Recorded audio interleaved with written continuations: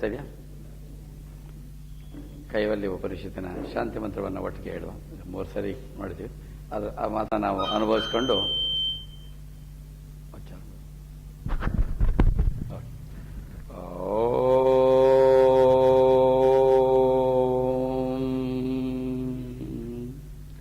ಭದ್ರಂ ಕರ್ಣೇಭಿಃ ಶೃಣುಯಾಮದೇವಾಃ ಭದ್ರಂ ಪಶ್ಯೇಮಾಕ್ಷಭಿರ್ಯಜತ್ರಾಃ ಸ್ಥಿರೈರಂಗೈಃ ಸುಷ್ಠುವಾಗುಂಸಸ್ತನೂಭಿಃ ವ್ಯಶೇಮ ದೇವಹಿತಂ ಯದಾಯುಃ ಸ್ವಸ್ತಿ ನ ಇಂದ್ರೋ ವೃದ್ಧಶ್ರವಾಃ ಸ್ವಸ್ತಿ ನ ಪೂಷಾ ವಿಶ್ವವೇದಾಃ ಸ್ವಸ್ತಿ ನಸ್ತಾಕ್ಷ್ಯೋ ಅರಿಷ್ಟನೇಮಿಃ ಸ್ವಸ್ತಿ ನೋ ಬೃಹಸ್ಪತಿರ್ದದಾತು.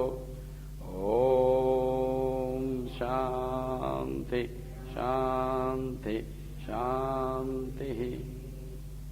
ಸುಮಾರು 1 ತಿಂಗಳ ಹಿಂದ್ಗಡೆ 3ನೇ ಮಾಲಿಕೆಯಲ್ಲಿ ಅದಕ್ಕೆ ಹಿಂದಿನ ಎಲ್ಲ ಮಂತ್ರಗಳನ್ನು ಸೂಕ್ಷ್ಮವಾಗಿ ನೋಡಿದು. ಮೊದಲನೇ ಮಂತ್ರಗಳು, ಅದರಲ್ಲಿ ಈ ವಿಶೇಷವಾದ ಮಂತ್ರ ಇದರಲ್ಲಿ ನೋಡಿಕೊಂಡು ಬಂದೆ. ಇದಕ್ಕೆ ಋಷಿಗಳು ಸಾಕ್ಷಾತ್ ಬ್ರಹ್ಮ, ಶಿಷ್ಯ ಅಶ್ವಲಾಯನ, ಅವರು ದೊಡ್ಡ ಋಷಿ, ಋಗ್ವೇದದ ಋಷಿ, ಋಗ್ವೇದದ ಮಂತ್ರಗಳು ಮಾಡುವಂಥ ಅಶ್ವಲಾಯನ ಅವರು ಶಿಷ್ಯ, ಗುರು ಬ್ರಹ್ಮ. ಇಬ್ಬರು ದೊಡ್ಡ ಅಧಿಕಾರಿಗಳು. ಅದಕ್ಕೆ ಈ ಏನು ಲಘು ಉಪನಿಷತ್ತುಗಳಲ್ಲಿ ಈ ಕೈವಲ್ಯ ಉಪನಿಷತ್ತಿಗೆ ಹೆಚ್ಚಿನ ಒಂದು ಬೆಲೆ. ಲಾಸ್ಟ್ ಟೈಮ್ ಹೋದ್ಸರಿ ಇದು ನೋಡಿದ್ವು ಆ ಮಂತ್ರವನ್ನು. ಅದರಲ್ಲಿ ಕೆಲವು ಮುಖ್ಯವಾದ ಮೊದಲನೇದಾಗಿ ಹೇಳಿದ್ವು, ಒಂದು ಸೂಕ್ಷ್ಮವಾಗಿ ಒಂದು 5 ನಿಮಿಷ ಇದನ್ನ ಕಳೆದು ನೋಡುವ. ಮೊದಲನೇದಾಗಿ ಅಶ್ವಲಾಯನ ಕೇಳ್ದ ಗುರುಗಳ ಹತ್ರ, ಮುಖ್ಯವಾದ್ದು ಬ್ರಹ್ಮ ವಿದ್ಯಾಂ ಅಧೀಹಿ. ಸೊ ನಾವು ಅಶ್ವಲಾಯನರಾಗಬೇಕು ಸ್ವಲ್ಪ ಹೊತ್ತಿಗೆ. ಅಶ್ವಲಾಯನ ಕೇಳೋದು ಯಾರನ್ನ, ಏನ್ ಕೇಳ್ದ? ಅದು ಕೊಡು ಇದು ಕೊಡು ಅಂತ ಕೇಳಿಲ್ಲ, ಬ್ರಹ್ಮ ವಿದ್ಯಾಂ ಅಧೀಹಿ ಅಂತ. ಅದಕ್ಕೆ 2ನೇ ಮಂತ್ರದಲ್ಲಿ ಹೇಳ್ತಾರೆ ಅವರು, ಶ್ರದ್ಧಾ ಭಕ್ತಿ ಧ್ಯಾನ ಯೋಗಾತ್ ಅವೈ ಅಧೀಹಿ ಅಂದ್ರೆ ಪಡಿ ಅಂತ. ಯಾವ ರೀತಿ? ಶ್ರದ್ಧೆ ಭಕ್ತಿ ಧ್ಯಾನ ಯಾವ ರೀತಿಯಿಂದ ಆಗಲೇ ಅವನ ಅಧಿಕಾರಿ. ಅಥ ಅಶ್ವಲಾಯನ ಅಂತ ಬರುತ್ತೆ 1ನೇ ಮಂತ್ರದಲ್ಲಿ. ಅಂದ್ರೆ ಅಷ್ಟೆಲ್ಲ ಸಿದ್ಧತೆ ಮಾಡ್ಕೊಂಡು ಹೋಗಿದ್ದಾನೆ, ಆದ್ರೂ ಕೂಡ ಮತ್ತೆ ಹಿಂಗೆ ಇದನ್ನ ಮಾಡುವಂತ. ಆಮೇಲೆ ಮಂತ್ರಗಳನ್ನ ನೋಡಿದ್ವು, ನ ಕರ್ಮಣ ನ ಪ್ರಜೆಯ, ಅಂದ್ರೆ ಈ ಜ್ಞಾನ ಕರ್ಮದಿಂದಲಾಗಲಿ ಪ್ರಜೆಯಿಂದಾಗಲಿ ಬರೋದಿಲ್ಲ. ನ ಕರ್ಮಣ ನ ಪ್ರಜೆಯ ಧನೇನ ತ್ಯಾಗೇನೈಕೆ ಅಮೃತತ್ವಂ ಆನುಷು ಅಂತ. ಅಂದ್ರೆ ಸಾಮಾನ್ಯವಾಗಿ ಯಾವುದೋ ಒಂದು ವಿಚಾರವನ್ನು, ಪ್ರಪಂಚದ ವಿಚಾರವನ್ನು ಪಡಿಬೇಕಂದ್ರೆ ಅಪ್ರಾಪ್ತಸ್ಯ ಪ್ರಾಪ್ತವ್ಯಂ ಬೇಕು. ಬೇರೆಯವರಿಂದ ಪ್ರಜೆಯ, ಬೇರೆಯವರಿಂದ ಪಡಿಬೇಕು, ಧನೇನ ಬೇಕು. ಆದರೆ ಇದು ಹೊರಗಡೆ ಇಲ್ಲದೆ ಇರೋ ವಸ್ತು ಆದ್ರಿಂದ, ಪ್ರಾಪ್ತಸ್ಯ ಪ್ರಾಪ್ತವಾದ್ರಿಂದ ನ ಕರ್ಮಣ ನ ಪ್ರಜೆಯ. ಇದನ್ನ ಯಾವಾಗಲೂ ಈ ಮಂತ್ರ ಮತ್ತೆ ಮುಂದಿನ ಮಂತ್ರನ ವೇದಾಂತ ವಿಜ್ಞಾನ ಸುನಿಶ್ಚಿತಾರ್ಥ, ಈ 2 ಮಂತ್ರಗಳನ್ನ ಯತಿಗಳನ್ನ ಸ್ವಾಗತ ಮಾಡುವಾಗ ಎಲ್ಲ ಬಹಳ ಶ್ರೇಷ್ಠವಾದ ಮಂತ್ರ ಮೊದಲು ನೋಡಿದ್ವು. ನಂತರ ಅದಾದ್ಮೇಲೆ ಹೇಳಿದ್ರು 5ನೇ ಮಂತ್ರದಲ್ಲಿ ನಮ್ಮ ಭಗವದ್ಗೀತೆ 6ನೇ ಅಧ್ಯಾಯದಲ್ಲಿ ಹೇಳಿದಂಗೆ ಯಾವ ರೀತಿ ಕೂರಬೇಕು, ವಿವಿಕ್ತ ದೇಶೇ ಯಾವ ರೀತಿ ಕೂತ್ಕೋಬೇಕು, ದೇಹ ಹೇಗಿರಬೇಕು, ಹೇಗೆ ಮನಸ್ಸು, ಅದನ್ನ ಅವಾಗ ನೋಡಿದ್ವು. ಆಮೇಲೆ ಆ ರೀತಿ ಕೂತ ಮೇಲೆ ಏನ್ ಮಾಡಬೇಕು, ಅಚಿಂತ್ಯಂ, ಅದನ್ನ ಯಾವ ರೀತಿ ಯೋಚನೆ ಮಾಡಬೇಕು ಅದನ್ನ 6ನೇ ಮಂತ್ರದಲ್ಲಿ ನೋಡಿದ್ವು. ಇದನ್ನ ವಿವರವಾಗಿ ಹೋಗ್ತಾರೆ, ಯಾಕಂದ್ರೆ ಎಲ್ಲ ನೋಡಿದ್ವಿ. ನಂತರ 7ನೇ ಮಂತ್ರದಲ್ಲಿ ಈ ನಮಗೆ ಸ್ವಲ್ಪ ಗೊಂದಲ ಇರುತ್ತೆ. ಇದು ಸಾಕಾರ ಉಪಾಸನೆ ಮಾಡಬೇಕಾ, ಇದು ನಿರಾಕಾರ ಉಪಾಸನೆ ಮಾಡಬೇಕಾ? ಮಂತ್ರ 7ರಲ್ಲಿ ಯಾವ ರೀತಿ ಸಾಕಾರವನ್ನು ಉಪಾಸನೆ ಮಾಡಬೇಕು, ಅದೇ ಉಮಾ ಸಹಾಯಂ ಪರಮೇಶ್ವರಂ ಪ್ರಭು ಉದ್ದಕ್ಕೆ ಕೊಟ್ಟರು. ಆದರೆ ಅದು ಹೇಳಿದ್ರು, ಆ ಸಾಕಾರ ಉಪಾಸನೆ ಮಾಡುವಾಗಲೂ ಕೂಡ ಆ ಪ್ರತೀಕ ಅದು ಏನು ಒಂದು ಇಟ್ಕೊಂಡಿದೀವಿ ಅದು ತೋರಿಸುತ್ತೆ ಅದನ್ನ ಅನ್ನೋದ್ರ ಬಗ್ಗೆ ಹೇಳಿದ್ರು. ನಂತರ 8ನೇ ಮಂತ್ರದಲ್ಲಿ ಯಾವುದು ಸಾಕಾರ ಉಪಾಸನೆ ನೋಡಿದಿವೋ ಅದು ನಿರಾಕಾರವನ್ನೇ ಸೂಚಿಸುತ್ತೆ ಅಂತ. ಅದರಲ್ಲಿ ಸಬ್ರಹ್ಮ ಸಶಿವ ಸಹರಿಸೇಂದ್ರ, ಇದು 8ನೇ ಮಂತ್ರ. 9ನೇ ಮಂತ್ರದಲ್ಲಿ ಮುಂದಕ್ಕೆ ಬೆಳೆದರು, ಅವನೇ ಅವರ ವಿವರಣೆಗಳು. ಸ ಏವ ಸರ್ವಂ ಯದ್ಭೂತಂ ವೆಚ್ಚ ಭವ್ಯಂ, ಇದೆಲ್ಲ ಗೀತೆ ನಡೆಯುವಂಥ ಮಂತ್ರಗಳು, ಅದನ್ನ ಸೂಚನೆಗೆ ಹೇಳಿದರು. ನಂತರ 10ನೇ ಮಂತ್ರದಲ್ಲಿ ಇದನ್ನ ಮುಂದೆ ಹೋದ ಕ್ಲಾಸಲ್ಲಿ ಮಾಡಿದ್ವು. ಸರ್ವಭೂತಸ್ಯ ಆತ್ಮಾನಂ ಸರ್ವಭೂತಾನಿ ಚ ಆತ್ಮನಿ ಸಂಪಶ್ಯನ್ ಬ್ರಹ್ಮ ಪರಮಂ ಅಂತ ಹೇಳಿದ್ರು. ಅಂದ್ರೆ ಯಾವ ರೀತಿ ಅನುಭವವನ್ನು ತಿಳಿದು ಬೇರೆ ಏನು ನೋಡಿದ್ರು ಕೂಡ ಅವನು ಅದರಲ್ಲೇನೆ ನೋಡ್ತೀವಿ. ಆದರೆ ಇದನ್ನು ನೋಡ್ಬೇಕಂತ ಹೇಳಿದ್ರು ಅನ್ಯೇನ ಹೇತುನ, ಬೇರೆ ಯಾವುದರಿಂದಾನೂ ಆಗೋದಿಲ್ಲ, ಅನುಭವದಿಂದ ಮಾತ್ರ ತಿಳ್ಕೋಬೇಕು ಅನ್ನೋದು ಒಂದು ಮಂತ್ರದ ಇದು 10ನೇ ಮಂತ್ರ. ಸರ್ವಭೂತಸ್ಯ ಆತ್ಮಾನಂ ಸರ್ವಭೂತಾನಿ ಆತ್ಮನಿ ಸಂಪಶ್ಯನ್ ಬ್ರಹ್ಮ ಪರಮಂ. ಅದರಲ್ಲಿ ಹೇಳಿದ್ರೆ ಕಡೆಗೆ ಅನುಭವದಿಂದಾನೇ ಪಡಿಬೇಕು. ಆಮೇಲೆ 11ನೇ ಮಂತ್ರ ಬಹಳ ಶ್ರೇಷ್ಠವಾದ ಮಂತ್ರವನ್ನು ವಿವರವಾಗಿ ನೋಡಿದ್ವು. ಅದರಲ್ಲಿ ಹೇಗೆ ಒಂದು ಆತ್ಮಾನಂ ಅರಣಿಂ ಕೃತ್ವ ಪ್ರಣವಂ ಚ ಉತ್ತರ ಅರಣಿಂ ಜ್ಞಾತ್ವ ನಿರ್ಮತನ ಅಭ್ಯಾಸ ಪಾಶಂ ದಹದಿ ಪಂಡಿತ ಅಂತ, ಹೇಗೆ ಒಂದು ಯಜ್ಞ ಮಾಡ್ತಾ ಇದ್ದಾಗ ಯಜ್ಞವನ್ನು ಸೃಷ್ಟಿ ಮಾಡುವಾಗ ಕೆಳಗಡೆ ಒಂದು ಅರಣಿ, ಮೇಲ್ಗಡೆ ಒಂದು ಅರಣಿ, ಮಧ್ಯೆ ಒಂದು ಕಲ್ಲು, ಆ ಕಲ್ಲನ್ನು ಹಿಂಗೆ ಕಡಿತಾ ಕಡಿತಾ ಅದರಲ್ಲಿ ಪ್ರೆಸ್ ಮಾಡುವಾಗ ಆ ಒಳಗಡೆ ಅಲ್ಲಿ ಹತ್ತಿ ಇಟ್ಟು ಅದರಿಂದ ಬರೋ ಬೆಂಕಿಯನ್ನ ಅಗ್ನಿಯನ್ನು ಸೃಷ್ಟಿ ಮಾಡ್ತಾ ಇದ್ರು ಹಿಂದಿನ ಕಾಲದಲ್ಲಿ ಯಜ್ಞ ಯಾಗಾದಿಗಳನ್ನು ಮಾಡುವಾಗ. ಆ ರೀತಿ ಇದನ್ನು ತಗೊಂಡು ಹೇಳ್ತಾರೆ. ಈ ರೀತಿ ಇದರಲ್ಲಿ ಮಾಡುವಾಗ ಏನ್ ಬರ್ಬೇಕಂತೆ, ಆತ್ಮಾನಂ ಅರಣಿಂ ಕೃತ್ವ, ಕೆಳಗಿನ ಅರಣಿ ಆತ್ಮ, ಮೇಲೆ ಓಂ ಪ್ರಣವ, ಬಹಳ ವಿವರವಾಗಿ ನೋಡಿದ್ವು ಅದರಲ್ಲಿ. ಆ ಪ್ರಣವ ಅನ್ನೋದು ಉತ್ತರ ಅರಣಿ ಮೇಲಿಂದು. ಆಮೇಲೆ ಇದನ್ನ ಧ್ಯಾನ ಮಾಡಿ ನಾವು ಜ್ಞಾನವನ್ನು ಸಂಪಾದನೆ ಮಾಡಬೇಕು ಅನ್ನೋದು 11ನೇ ಮಂತ್ರ, ಅದನ್ನು ಹಿಂದೆ ನೋಡಿದ್ವು. ಆಮೇಲೆ 12ನೇ ಮಂತ್ರದಿಂದ 12, 2, 13ರಲ್ಲಿ ಒಂದು ವಿಶೇಷವಾದ ಒಂದು ವಿಷಯವನ್ನ ನಾವು ಚರ್ಚೆ ಮಾಡಿದ್ವು. 12ರಲ್ಲಿ ಸ ಏವ ಮಾಯಾ ಪರಿಮೋಹಿತಾತ್ಮ ಶರೀರಂ ಆಸ್ಥಾಯ ಕರೋತಿ ಸರ್ವಂ ಸ್ತ್ರೀ ಅನ್ನ ಪಾನಾದಿ ವಿಚಿತ್ರ ಭೋಗೈ ಸ ಏವ ಜಾಗೃತ್ ಪರಿತೃಪ್ತಿ ಮೇತಿ. ಇದರಲ್ಲಿ ಹೇಳಿದು ಆ ಆತ್ಮನೇ, ಈ ನೋಡಿ ಸ ಏವ ಆತ್ಮ ಏನ್ ಮಾಡ್ತಾನೆ, ಎಲ್ಲ ಮಾಯೆಯಿಂದ ಮೋಹಿತನಾಗಿ ಹೇಗೆ ಶರೀರಂ ಆಸ್ಥಾಯ ಎಲ್ಲಾನು ಮಾಡ್ತಾನೆ, ಮತ್ತೆ ಯಾವ ರೀತಿ ಅನುಭವಿಸ್ತಾನೆ ಅಂತಂದ್ರೆ ಎಲ್ಲ ವಸ್ತುಗಳನ್ನ ಎಲ್ಲ ಕ್ರಿಯೆಗಳನ್ನು ಮಾಡೋದು ಅನುಭವಿಸೋದು ಸ ಏವ ಅಂತ ಹೇಳಿದ್ರು. ಮುಂದಿನ ಮಂತ್ರವನ್ನು ನೋಡಿದ್ವು, ಇದು ಜಾಗೃತ್ ಅವಸ್ಥೆಯಲ್ಲಿ ಎಚ್ಚರ. ನಮ್ಮಲ್ಲಿ 3 ಅವಸ್ಥೆಗಳು, ಎಚ್ಚರ, ಕನಸು, ನಿದ್ದೆ. ಅದನ್ನು ವಿವರವಾಗಿ ನೋಡೋದು. ಎಚ್ಚರದ ಅವಸ್ಥೆಯಲ್ಲಿ ಯಾವ ರೀತಿ ಅವರು ಈ ಪ್ರಪಂಚದ ವಸ್ತುಗಳನ್ನ ಎಚ್ಚರವಾಗಿರುವಾಗ ಅವನೇ ಅನುಭವಿಸ್ತಾನೆ, ಸ ಏವ. ರಾಹುಲ್ ಕ್ಲಾಸ್ನಲ್ಲಿ ಕಡೇ ಮಂತ್ರ ನೋಡಿದ್ ನಾವು 13ನೇ ಮಂತ್ರ. ಅದರಲ್ಲಿ ಹೇಳಿದ್ದು ಸ್ವಪ್ನೇ ಸ ಜೀವ ಸುಖ ದುಃಖ ಭೋಕ್ತ ಸ್ವಮಾಯಯ ಕಲ್ಪಿತ ಜೀವಲೋಕೆ ಸುಷುಪ್ತಿ ಕಾಲೇ ಸಕಲೇ ವಿರೇನೆ ತಮೋಭಿಭೂತ ಸುಖರೂಪಂ ಏತಿ. ಇದರಲ್ಲಿ 2 ವರ್ಣನೆ. ಮೊದಲನೇ 12ನೇ ಮಂತ್ರದಲ್ಲಿ ಜಾಗೃತ ಅವಸ್ಥೆಯಲ್ಲಿ ಹೇಗೆ ಅವನು ಎಲ್ಲವನ್ನ ಮಾಡ್ತಾನೆ, ಇಲ್ಲಿ ಸ್ವಪ್ನ ಮತ್ತೆ ಸುಷುಪ್ತಿ. ಜಾಗೃತ ಅವಸ್ಥೆ 12ನೇ ಮಂತ್ರದಲ್ಲಿ ಅವನು ಹೇಗೆ ಮಾಡ್ತಾನೆ.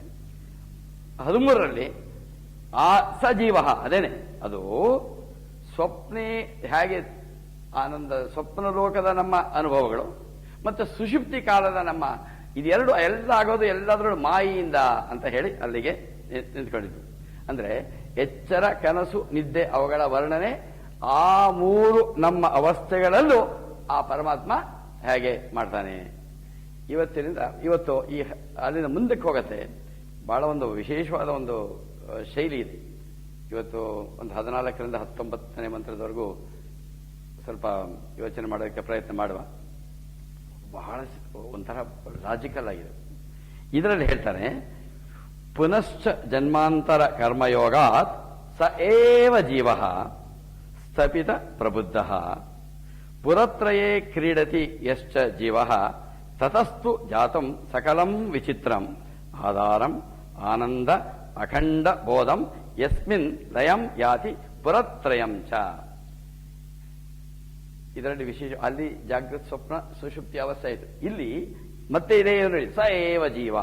3, 12, 13, ಇದರ 14 ಅದೇ ಹೇಳ್ತಾನೆ. ಆದ್ರೆ ಸ ಏವ ಜೀವ ಅಲ್ಲಿ ಜಾಗೃತ ಸ್ವಪ್ನ ಸುಷುಪ್ತಿ, ಇಲ್ಲಿ ಪುರತ್ರಯೇ ಅಂತ. ಪುರತ್ರಯ ಅಂದ್ರೆ ನಮ್ಮಲ್ಲಿರುವಂತಹ 3 ಪುರಗಳು.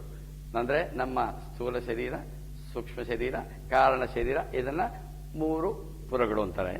ಇಲ್ಲಿ ವಿಶೇಷವಾಗಿ ಹೇಳ್ತಾನೆ ಸ ಏವ ಜೀವ, ಆಕ್ಚುಯಲ್ ಆ ಜೀವನೇ ಪುನಶ್ಚ ಜನ್ಮಾಂತರ ಕರ್ಮಯೋಗಾತ್, ಏನು ನಾವು ಜನ್ಮಾಂತರಗಳಿಂದ ಏನು ಹಿಂದಿನ ಜನ್ಮಗಳಲ್ಲಿ ನಾವೇನೇನು ಮಾಡಿದೀವಿ ಆ ಕರ್ಮಗಳ ಫಲವಾಗಿ, ಕರ್ಮಗಳು ಇಲ್ಲದೆ ಹೋಗಿದ್ದರೆ ನಮಗೆ ಇದಿರ್ತಿರ್ಲಿಲ್ಲ. ಕರ್ಮ ಫಲ ಇನ್ನೊಂದು ಸ್ವಲ್ಪ ವಾಸನೆಗಳು ಇರೋದ್ರಿಂದ ಅದರ ಫಲವಾಗಿ ಸ ಏವ ಜೀವ ಸ್ಥಪತಿ ಪ್ರಬುದ್ಧ. ಹೇಳ್ತಾರೆ ಅವನು ಕನಸು ಕಾಣ್ತಾನೆ ಮತ್ತೆ ನಿದ್ದೆ ಮಾಡ್ತಾನೆ, ಕನಸು ಕಾಣ್ತಾನೆ ಮತ್ತೆ ಎಚ್ಚರಗೊಳ್ತಾನೆ ಅಂತ. ಈ ಪುನಶ್ಚ ಜನ್ಮಾಂತರ ಅಂತಂದ್ರೆ ಈ ನಮ್ಮಲ್ಲಿ ಹಿಂದೂ ಧರ್ಮದ ಆಧಾರ ಪುನರ್ಜನ್ಮ. ಎಲ್ರಿಗೂ ಪುನರ್ಜನ್ಮ ಉಂಟು. ನಾವು ನಂಬಿದ್ರು ಉಂಟು, ನಂಬದೇ ಇದ್ರು ಉಂಟು. ನಾನು ನಂಬಲ್ಲ, ನಂಗೆ ಜನ್ಮ ಇಲ್ಲ, ಇಲ್ಲ. ನಂಬಿದ್ರು ಉಂಟು, ನಂಬದೇ ಇದ್ರು ಉಂಟು. ಆದರೆ ಎಲ್ಲದಕ್ಕೂ ಹೇಳ್ತಾರೆ ಇದು ಲಾ ಆಫ್ ಡೆಸ್ಟಿನಿ ಅಂತ ಅನ್ಬಾರ್ದು ಅಂತ ಪೂಜ್ಯ ಸ್ವಾಮಿ ಚಿನ್ಮಯಾನಂದ ಹೇಳ್ತಾರೆ. It should be called law of causation ಅಂತಾರೆ. ಪ್ರತಿಯೊಂದು ಕಾರ್ಯಕ್ಕೂ ಒಂದು ಕಾರಣ ಇರುತ್ತೆ, ಪ್ರತಿಯೊಂದು ಕಾರಣವೂ ಕಾರ್ಯವಾಗುತ್ತೆ. Every effect has a cause and every cause ends in an effect ಅಂತ. ಅಂದ್ರೆ ನಮ್ಗೆ ಎಲ್ಲದಾಗೋದು, ನಾವು ಈ ಜನ್ಮವನ್ನ ಎತ್ತಿದೀವಿ, ಅದಕ್ಕೂ ಕಾರಣ ಉಂಟು. ಯಾವುದಕ್ಕೂ ಹೇಳ್ತಾ ಇದ್ರು ಅವರು, it is superstitious to believe that things simply happen ಅಂತ. ಈ ಪ್ರಪಂಚದಲ್ಲಿ ಏನೇನೋ ಅದಾದಾಗ ಆದೋಗ್ಬಿಡತ್ತೆ ಅಂತ ಹೇಳೋದು ಅದು ಮೂಢನಂಬಿಕೆ. ವಿಜ್ಞಾನದಲ್ಲಿ ಏನ್ ಹೇಳ್ತೀವಿ, ಯಾವುದಕ್ಕಾದ್ರೂ ಒಂದು ಕಾರಣ ಇರಲೇಬೇಕು. ವಿನಾಕಾರಣ ನಮ್ಗೆ ಕಾರಣ ಗೊತ್ತಿದೆಯೋ ಗೊತ್ತಿಲ್ಲೋ ಅದಕ್ಕಂತಾರೆ ದೃಷ್ಟ ಅದೃಷ್ಟ. ಅದೃಷ್ಟ ಅಂದ್ರೇನು, ನನಗೆ ಆ ಕಾರಣ ಇದೆ, ನನಗೆ ಅದು ಗೋಚರವಾಗ್ತಾ ಇಲ್ಲ, ಅದಕ್ಕೆ ಅದೃಷ್ಟ ಅಂತಾರೆ. ಅಯ್ಯೋ ನೋಡು ಅವ್ರಿಗೆ ತುಂಬಾ ಅದೃಷ್ಟ, ಅವನ ಅದೃಷ್ಟ ಅಂತಾರೆ. ಅದೃಷ್ಟ ಅಂದ್ರೆ ಏನು, ಬೇರೆ ಯಾರೋ ದೇವರು ಮೇಲಿಂದ ಹೆಂಗೆ ಹಿಂಗ ಹಾಕೋದಲ್ಲ, ನಾನೇ ಮಾಡ್ಕೊಂಡಿರೋದು. ನನಗಿವತ್ತು ಏನೇನು ಆಗ್ತಾ ಇದೆ ಅದಕ್ಕೆಲ್ಲ ಕಾರಣ ನಾನೇ. ಆ ಕಾರಣ ನನಗೆ ಗೊತ್ತಿಲ್ಲದೆ ಹೋದ್ರೆ ಅದೃಷ್ಟ ಅಂತ. ಈಗ ನಾವು ಈ ಜನ್ಮ ಎತ್ತಿರೋದಕ್ಕೂ ಕಾರಣ ನಮ್ಮ ಹಿಂದಿನ ಜನ್ಮದ ವಾಸನೆಗಳು. ಹಾಗಿದ್ರೆ ಈಗ ಬಂದಿದ್ದೀವಿ, ಆಕ್ಚುಲ್ ಇಲ್ಲಿಗೆ ನಾವು ಇಲ್ಲಿ ಬಂದು ನಾವು ಇಲ್ಲಿ ಕೂತ್ಕೊಂಡು ನಾವು ಮಾತಾಡೋದಕ್ಕೂ ಒಂದು ಕಾರಣ ಉಂಟು, ಅದಕ್ಕೂ ಒಂದು ಕಾರಣ ಉಂಟು. ಈ ವಾಸನೆಗಳ ಪರಿಣಾಮವಾಗಿ ನಾವು ಈ ಜನ್ಮವನ್ನ ಎತ್ತಿದ್ದೀವಿ. ಹಾಗಿದ್ರೆ ವಾಸನ ಕ್ಷಯ ಮಾಡ್ಕೊಳಕ್ಕಾಗಲ್ವಾ? ಉಂಟಿದೆ ನೋಡಿ. ಇದನ್ನೇನು ಹೇಳ್ತಾರೆ, ಒಂದು ನದಿ ತರ. ಇದು ಒಂದು ನದಿ ಹರಿತಾ ಇದೆ. ನದಿ ಹರಿಯುವಾಗ ಇದರಲ್ಲಿ ಒಂದು ಬೋಟ್, ಅದಕ್ಕೆ ಒಂದು ಮೋಟರ್ ಹಾಕಿದ್ದಾರೆ. ಆ ಮೋಟ್ರು ಇದೆ. ಈ ಮೋಟರ್ ಏನು ವಿಶೇಷ ಅಂದ್ರೆ, ಆ ಮೋಟರ್ನ ಆನ್ ಮಾಡ್ಬೋದು, ಆಫ್ ಮಾಡ್ಬೋದು. ಈ ದಿಕ್ಕಿನಲ್ಲಿ ಹರಿಸ್ಬೋದು, ಆ ದಿಕ್ಕಿನಲ್ಲಿ ಶಕ್ತಿ ಕೊಡ್ಬೋದು. ಇದು ಅರ್ಥವಾದ್ರೆ ನಮ್ಮ ಜೀವನದ ಬರೀ ಇದಂತಲ್ಲ, ಅಧ್ಯಾತ್ಮ ಅಂತಲ್ಲ, ಪ್ರಪಂಚದ ಎಲ್ಲ ಸಮಸ್ಯೆಗಳಿಗೂ ಇಲ್ಲಿ ಪರಿಹಾರ ಉಂಟು. ಎಷ್ಟೋ ಜನ ಅಂತೇಳಿ ಅದು ಯಾಕೆ ನನ್ಗೆ ಹಿಂಗಾಗ್ತಾ ಇದೆ, ಯಾಕಾಗ್ತಾ ಇದೆ ಅಂತ ಅದೇ ಕಾರಣ. ಇದು ಅರ್ಥ ಮಾಡ್ಕೊಂಡ್ಮೇಲೆ ನಮ್ಮ ಜೀವನದಲ್ಲಿ ಏನು ಸಮಸ್ಯೆಗಳು ಪ್ರಶ್ನೆಗಳು ಉಳಿಯೋದೇ ಇಲ್ಲ. ಇದು ನದಿ ಹರಿತಾ ಇದೆ. ಸಪೋಸ್ ಈ ನದಿ ಒಂದು 10 ಕಿಲೋಮೀಟರ್ ವೇಗದಲ್ಲಿ ಹರಿತಾ ಇದೆ ಅಂತ ಅನ್ಕೊಳ್ಳು. ಈ ಮೋಟರ್ನ ಆಫ್ ಮಾಡಿದ್ರೆ, ಆನ್ ಮಾಡದೇ ಇದ್ರೆ, ಆಫ್ ಮಾಡಿಬಿಟ್ರೆ ಏನಾಗತ್ತೆ, ಈ ಬೋಟು ನದಿಯ ದಿಕ್ಕಿನಲ್ಲಿ ನದಿಯ ವೇಗದಲ್ಲಿ ಹರಿಯುತ್ತೆ. ಇದು 10 ಕಿಲೋಮೀಟರ್, ಇದರ ಪವರ್ ಇಲ್ಲ, ಅವಾಗ 10 ಕಿಲೋಮೀಟರ್ ಡೌನ್ ಬರುತ್ತೆ. ಆದರೆ ಇದಕ್ಕೇನಾದ್ರೂ ಸ್ವಲ್ಪ ಮೋಟರ್ಗೆ ಪವರ್ ಕೊಟ್ಟು ಕೆಳಗಡೆ ಒಂದು 5 ಕಿಲೋಮೀಟರ್ ಹೋಗುವಂಗೆ ಶಕ್ತಿ ಕೊಟ್ರೆ, ಇದು 5 ಕಿಲೋಮೀಟರ್ ಪವರ್ನಲ್ಲಿ ತಳ್ತಾ ಇದೆ. ಇದು ಹೀಗೆ 10 ಕಿಲೋಮೀಟರ್ ಮೇಲೆ ಹೀಗೆ ಹರಿತಾ ಇದೆ. 10 + 5 15 ಬೋಟಿನ ವೇಗ. ಆದರೆ ಸ್ವಲ್ಪ ಈ ಮೋಟರ್ ಬೋಟ್ನ ಮೇಲಕ್ಕೆ ಪವರ್ ಕೊಟ್ಟು ಮೇಲಕ್ಕೆ 5 ಕಿಲೋಮೀಟರ್ ತಳ್ಳುವಂಗೆ ಶಕ್ತಿ ಕೊಟ್ರೆ, ನದಿ 10 ಕಿಲೋಮೀಟರ್ ಇಳಿತಾ ಇದೆ, ಇದು ಮೇಲಕ್ಕೆ 5 ಕಿಲೋಮೀಟರ್ ಫೋರ್ಸ್ ಅಲ್ಲಿ ತಳ್ತಾ ಇದೆ. ಅದರ ಪರಿಣಾಮವಾಗಿ 5 ಕಿಲೋಮೀಟರ್ ಕೆಳಗೆ ಬರುತ್ತೆ. ನೋಡಿ, ಯೋಚನೆ ಮಾಡಿ. ಇದು ಮೇಲಕ್ಕೆ ಈ ರೀತಿ ಪ್ರಯತ್ನ ಮಾಡ್ತಾ ಇದ್ರೂ ಕೂಡ ಕೆಳಗೆ ಬರುತ್ತೆ. ಹಾಗಿದ್ರೆ ಈ ಪವರ್ ಎಂದು ಪರಿಣಾಮ ಉಂಟು, ಎರಡು ಉಂಟು. ಆದರೆ ತುಂಬಾ ಶಕ್ತಿ ಕೊಟ್ಟು 20 ಕಿಲೋಮೀಟರ್ ಅಷ್ಟು ಪವರ್ ಕೊಟ್ಟು ಮೇಲಕ್ಕೆ ತಳ್ಳೋದಾದ್ರೆ, ಈ ನದಿ 10 ಕಿಲೋಮೀಟರ್ ಹಿಂಗೆ ಬರ್ತಾ ಇದೆ, ಇದು ಈಗ 20 ಕಿಲೋಮೀಟರ್ ಮೇಲಕ್ಕೆ ತಳ್ತಾ ಇದೆ. 10 20 ಮೇಲಕ್ಕೆ 10 ಕಿಲೋಮೀಟರ್ ಹೋಗುತ್ತೆ. ಇದಕ್ಕಂತಾರೆ ನಮ್ಮ ಪ್ರಾರಬ್ಧ. ನದಿ ಅಂದ್ರೆ ನದಿ ಪ್ರಾರಬ್ಧ ಅನ್ಬಾರ್ದು, ಬರೀ ಒಂದು ಇದು ತಗೋಬೇಕು. ಈ ಬೋರ್ಡ್ಗೆ ಹೇಳ್ತಾರೆ ಪುರುಷಾರ್ಥ ಅಂತ, ಇಂಗ್ಲಿಷ್ ನಲ್ಲಿ ಸೆಲ್ಫ್ ಎಫರ್ಟ್ ಅಂತೀವಿ, ಇದಕ್ಕೆ ಡೆಸ್ಟಿನಿ ಅಂತೀವಿ. ನಮ್ಮ ಜೀವನದಲ್ಲಿ ಪ್ರತಿಯೊಂದು ನಡೀತಾ ಇರೋದು ಹಿಂಗೆ. ಇದು ಅದು ಅಂತಲ್ಲ, ದುಡ್ಡು ಕಾಸು ಮಾಡೋದ್ರಿಂದ ಹೇಳಿ, ಪ್ರಾಪಂಚಿಕ ವಿದ್ಯೆ ಕಲಿಯೋದ್ರಿಂದ ಹೇಳಿ, ಒಂದು ಸಂಸ್ಥೆನೂ ಅಷ್ಟೇ ಹೀಗೆ. ಅದರ ಪ್ರಾರಬ್ಧ, ಅದರ ಪುರುಷಾರ್ಥ ಇವತ್ತು. ಪುರುಷ ಪ್ರಯತ್ನ ಇದೆ, ಆದರೆ ಪುರುಷ ಪ್ರಯತ್ನದಿಂದ ಮಾತ್ರ ಎಲ್ಲರೂ ಒಂದೇ ಪ್ರಯತ್ನ ಮಾಡ್ತಾ ಇದ್ರು ಒಂದೇ ರಿಸಲ್ಟ್ ಬರಲ್ಲ. ಯಾಕೆಂದ್ರೆ ಒಬ್ಬೊಬ್ಬರ ಪ್ರಾರಬ್ಧ. ಆ ಪ್ರಾರಬ್ಧ ಯಾವುದೋ ನಾನು ಹಿಂದೆ ನಾನೇ ಮಾಡಿಕೊಂಡು. ಇದು ನಮ್ಮ ವಾಸನಾಕ್ಷಯದ ವಿಧಾನ. ನಾವೆಲ್ಲರೂ ಹುಟ್ಟುವಾಗ ಕೆಲವು ವಾಸನೆಗಳ ಕಂತೆಗಳನ್ನು ಹೊತ್ಕೊಂಡು ಬಂದಿದ್ದೀವಿ. ಬಂದ ಮೇಲೆ ಆ ವಾಸನೆ ಹೇಗಿತ್ತೋ ಅದಕ್ಕೆ ಸರಿಯಾದ ಒಂದು ಜಾಗ. ಆಕ್ಸಿಡೆಂಟ್ ಅಲ್ಲ, ನಾವೆಲ್ಲ ನಮ್ಮ ಪೂರ್ವ ಪುಣ್ಯ ಚೆನ್ನಾಗಿದ್ದರಿಂದ ನಮ್ಮ ದೇಶ, ಭಾರತ ದೇಶ, ಜನಗಳು ಏನೇ ಹೇಳ್ಕೊಳ್ಳಿ, ನಮ್ಮ ದೇಶದಷ್ಟು ಪುಣ್ಯ ದೇಶ ಪ್ರಪಂಚದಲ್ಲಿ ಬಹಳ ಬಹಳ ಕಡಿಮೆ. ಈ ದೇಶದಲ್ಲಿ ಹುಟ್ಟಿ ಅದು ನಮ್ಮ ಪುಣ್ಯ. ಅದರಲ್ಲೂ ಈ ರೀತಿ ಸತ್ಸಂಗಕ್ಕೆ ಬರ್ತೀವಿ ನೋಡಿ, ಅದು ಎಲ್ಲರೂ ಬರಲ್ಲ. ಎಷ್ಟೊಂದು ಲಕ್ಷಾಂತರ ಜನ, ಕೋಟ್ಯಾಂತರ ಜನ ಇದ್ದಾರೆ. ಯಾಕೆ ಇದು ಇಷ್ಟೇ ಜನ ಬರ್ತೀವಿ? ನಮಗೆ ಆ ವಾಸನೆ ಇದೆ. ಆ ವಾಸನೆಗಳು ಹಿಂದಿನ ಜನ್ಮದಲ್ಲಿ ಮಾಡಿದ ಫಲವಾಗಿ ನಾವು ಬೇಕಾದ ವಾತಾವರಣದಲ್ಲಿ, ಸರಿಯಾದ ಕುಟುಂಬದಲ್ಲಿ, ಸರಿಯಾದ ವಾಸನೆಗಳ ಸಮೇತ ಬರ್ತೀವಿ. ಬಂದ ಮೇಲೆ ನಮ್ಮ ಪ್ರಯತ್ನ ಮಾಡಿ ಈ ವಾಸನಾಕ್ಷಯವನ್ನು ಮಾಡ್ಕೋಬೇಕು. ಅದಕ್ಕಂತ ಅದನ್ನ ಇದು ಹೇಳೋದು, ಪುನಶ್ಚ ಜನ್ಮಾಂತರ ಕರ್ಮಯೋಗಾತ್ ಸ್ಥಪಿತ ಪ್ರಬುದ್ಧ. ನಾವು ಮಾಡ್ತೀವಿ. ಮಾಡಿದ ಮೇಲೆ ಪುರತ್ರಯೇ ಕ್ರೀಡತಿ ಯಶ್ಚ ಜೀವ ತತಸ್ತು ಜಾತಂ ಸಕಲಂ ವಿಚಿತ್ರಂ ಅಂತಾರೆ. ಇಲ್ಲಿ ಹಿಂದೆ ನೋಡಿದ್ಮೇಲೆ ಅಲ್ಲಿ ಎರಡು ಹೇಳಿದ್ವು, ಸ್ಥಪಿತ ಪ್ರಬುದ್ಧ ಅಂತ. ನಾವು ಈ ಜೀವ ಇಲ್ಲಿ ಹೇಳ್ಬೇಕು ಆ ಜೀವ ಅಂತ, ಸದ್ಯಕ್ಕೆ ಆ ಜೀವ ಅಂತ ಹೇಳುವ, ಯಾಕೆಂದ್ರೆ ಇದರಲ್ಲಿ ಒಂದು ಲಾಜಿಕಲ್ ಫ್ಲೋ ಇದೆ. ಆ ಜೀವನೇ ಏನ್ ಮಾಡ್ತಾರೆ, ಅದು ಪುನಃ ಹಿಂದಿನ ಜನ್ಮಗಳ ವಾಸನೆಗಳ ಪರಿಣಾಮವಾಗಿ, ಹಿಂದಿನ ಜನ್ಮದ ಮಾಡಿದ ಕರ್ಮದ ಫಲವಾಗಿ ನಾವು ಈ ಪ್ರಪಂಚದಲ್ಲಿ ಕೆಲಸ ಮಾಡ್ತೀವಿ. ಆಮೇಲೆ ಎರಡು ಕನಸೇನೆ. ಆಕ್ಚುಲಿ ಲಾಸ್ಟ್ ಟೈಮ್ ನೋಡಿದ್ವು, ಸ್ವಪ್ನನೂ ಕನಸೆ, ಎಚ್ಚರನೂ ದೊಡ್ಡ ಕನಸೇನೆ. ಎರಡೂ ಕನಸೆ. ಎರಡರಲ್ಲೂ ನಮಗೆ ಆತ್ಮಜ್ಞಾನದ ಅರಿವು ನಮ್ಗೆ ಇಲ್ಲದೆ ಇರೋದ್ರಿಂದ ಎರಡು ದೊಡ್ಡ ಕನಸೆ. ಆ ಜೀವ ಏನಾಗತ್ತಂತೆ, ಪುರತ್ರಯೇ ಕ್ರೀಡತಿ ಯ ಜೀವ ತತಸ್ತು ಜಾತಂ ಸಕಲಂ ವಿಚಿತ್ರಂ. ಈ ಶರೀರಗಳಲ್ಲಿ ಉಂಟಾಗುವ ವಿಚಿತ್ರವಾದ ಬಗೆಬಗೆಯಾದ ಸಕಲಂ ಎಲ್ಲವನ್ನ ಅನುಭವಿಸ್ತಾನೆ. ಯಾರೋ ಸಜೀವ, ಅದು ಇಂಪಾರ್ಟೆಂಟ್. ಆಮೇಲೆ ನಂತರ ಏನ್ ಹೇಳ್ತಂತೆ, ಇದರಲ್ಲಿ ಮೂರು ನಾವು ಏನ್ ಮಾಡ್ತೀವಿ, ಸ್ಥೂಲ ಶರೀರ, ಸೂಕ್ಷ್ಮ ಶರೀರ, ಕಾರಣ ಶರೀರ. ಇದಕ್ಕಂತಾರೆ ಮೂರು ಪುರಗಳು. ಪುರತ್ರಯೇ ಅಂತ.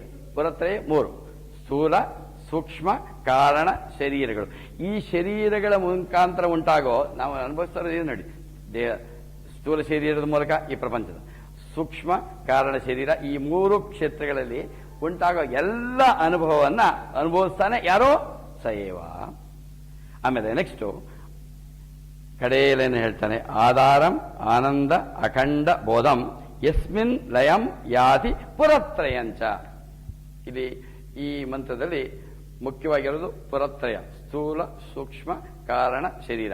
ಆ ಜೀವನೇ ಸ್ಥೂಲ, ಸೂಕ್ಷ್ಮ, ಶರೀರ, ಕಾರಣ ಶರೀರದಿಂದ ಪ್ರಪಂಚದ ಎಲ್ಲಾನು ಏನು ಸಕಲಂ ವಿಚಿತ್ರಂ ಅದನ್ನ ಅನುಭವಿಸ್ತಾನೆ. ಅದಕ್ಕೆ ಆಮೇಲೆ ಏನಾಗತ್ತಂತೆ, ಈ ಆಧಾರಂ ಆನಂದ ಅಖಂಡ ಬೋಧಂ ಯಸ್ಮಿನ್ ಲಯಂ ಯಾತಿ ಪರಂತ. ಈ ಸ್ಥೂಲ, ಸೂಕ್ಷ್ಮ, ಕಾರಣ ಶರೀರಗಳು ಅವನಲ್ಲಿ ವಿಲೀನವಾಗತ್ತೆ. ಯಾವನಲ್ಲಿ ಅಂದ್ರೇನು? ಅಲ್ಲಿ ಅಂದ್ರೆ ಇದರಲ್ಲಿ ಇದರಲ್ಲಿ ಹಿಂದಿನ ಮಂತ್ರದಲ್ಲಿ 12, 13ರಲ್ಲಿ ಅವಸ್ಥಾತ್ರಯಗಳು, ಇಲ್ಲಿ ಶರೀರ ತ್ರಯಗಳು, ಅದನ್ನು ಪುರತ್ರಯ ಅಂತಾರೆ. ಸ್ಥೂಲ, ಸೂಕ್ಷ್ಮ, ಕಾರಣ ಶರೀರಗಳು ಮೂಲಕ ಅವನು ಎಲ್ಲ ಅನುಭವಿಸ್ತಾನೆ. ಮತ್ತೆ ಈ ಮೂರು ಸ್ಥೂಲ, ಸೂಕ್ಷ್ಮ ಶರೀರಗಳು ಅವನಲ್ಲಿ ವಿಲೀನವಾಗತ್ತೆ, ಲಯವನ್ನ ಹೊಂದತ್ತೆ ಅಂತ. ಮುಂದಿನ ಮಂತ್ರ ಬಹಳ ವಿಶೇಷವಾಗಿದೆ. ಅದು ಬಹಳಷ್ಟು ನಮ್ಮ ವೇದ ಮಂತ್ರಗಳಲ್ಲಿ ಎಲ್ಲ ಬರುತ್ತೆ. ಈ ಬಹಳ ವಿಶೇಷವಾಗಿದೆ. ಯಾಕೆಂತಂದ್ರೆ ನಮ್ಮಲ್ಲಿ ವೇದ ಉಪನಿಷತ್ತುಗಳಲ್ಲಿ ಹೇಳದೇ ಇರೋ ವಿಚಾರಗಳಿಲ್ಲ. ಈ ಪ್ರಪಂಚ ಎಲ್ಲ ಬಂದಿರೋದು ಹೇಗೆ, ಉತ್ಪತ್ತಿಯಾದ ಹೇಗೆ, ಅದಕ್ಕೆ ಹೇಳ್ತಾನೆ. ಏತಸ್ಮಾತ್ ಜಾಯತೆ ಪ್ರಾಣಃ ಮನಃ ಸರ್ವೇಂದ್ರಿಯಾಣಿ ಚ ಖಂ ವಾಯುರ್ಜ್ಯೋತಿ ಆಪಃ ಪೃಥಿವಿ ವಿಶ್ವಸ್ಯ ಧಾರಿಣಿ.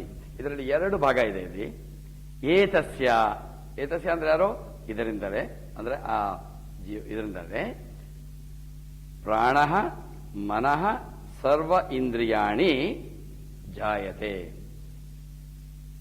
ಆ ಆತ್ಮತತ್ವದಿಂದಲೇ ಇದರಿಂದಲೇ ಅಂದರೆ ಆತ್ಮತತ್ವದಿಂದಲೇ ಪ್ರಾಣ ಪ್ರಾಣ, ಮನಃ ಮನಸ್ಸು, ಮತ್ತು ಸರ್ವ ಇಂದ್ರಿಯಾಣಿ ಇಂದ್ರಿಯಾದಿಗಳು ಜಾಯತೆ ಪುಟ್ಟತ್ವೆ ಏತಸ್ಮಿನ್ ಯಾರಿಂದ?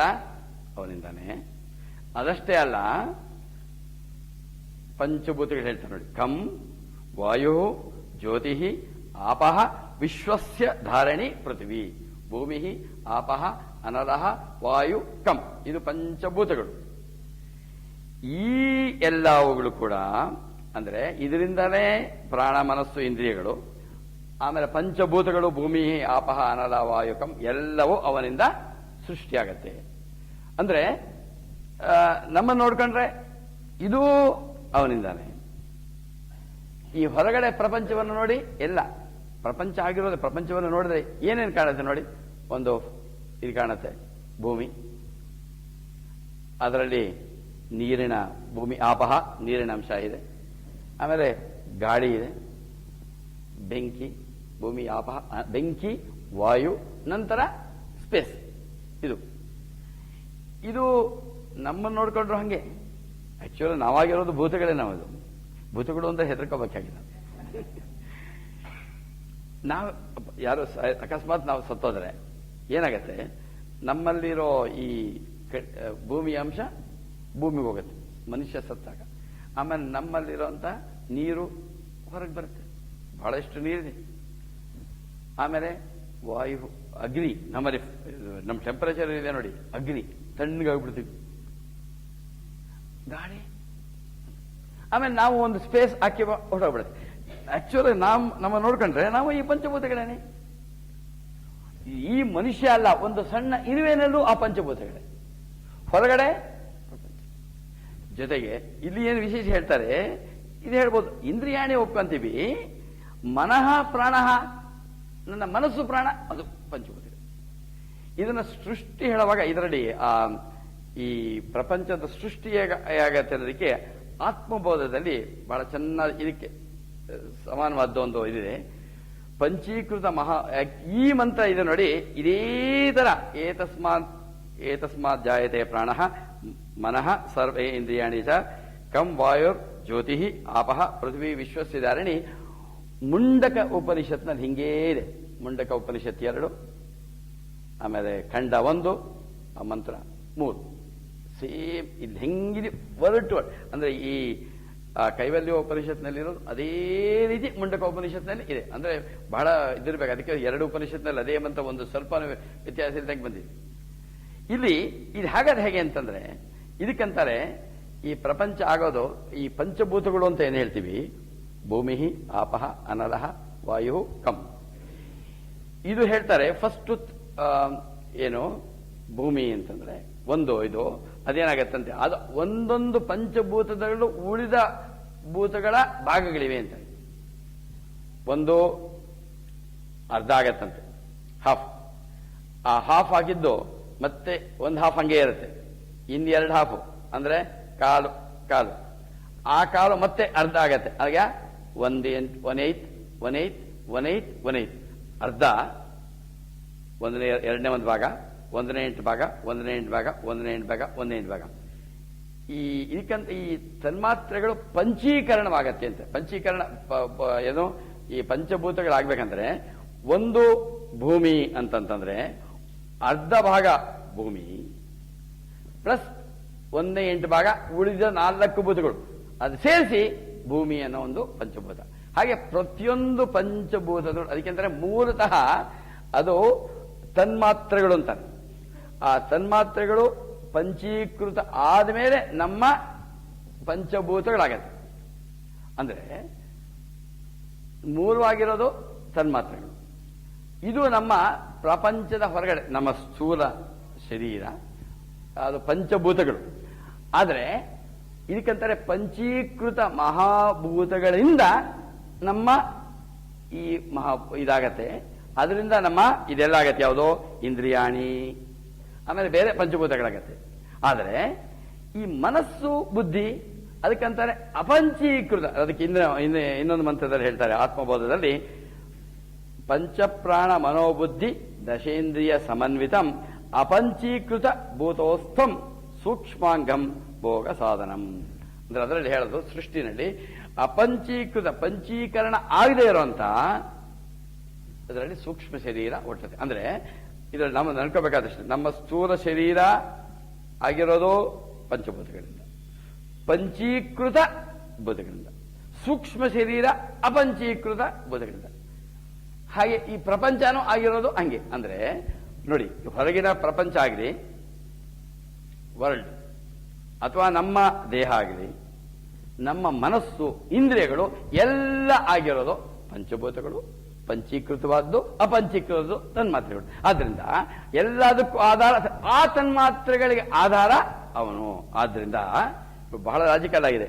ಏತಸ್ಮಾತ್ ಹಾಗೆ ನಾವು ಇದಂಗಿದೆ, ಇದು ಇದರಲ್ಲಿ ಭೂಮಿ ಅಂಶ ಹೆಂಗಿದೆ ಇದೆ.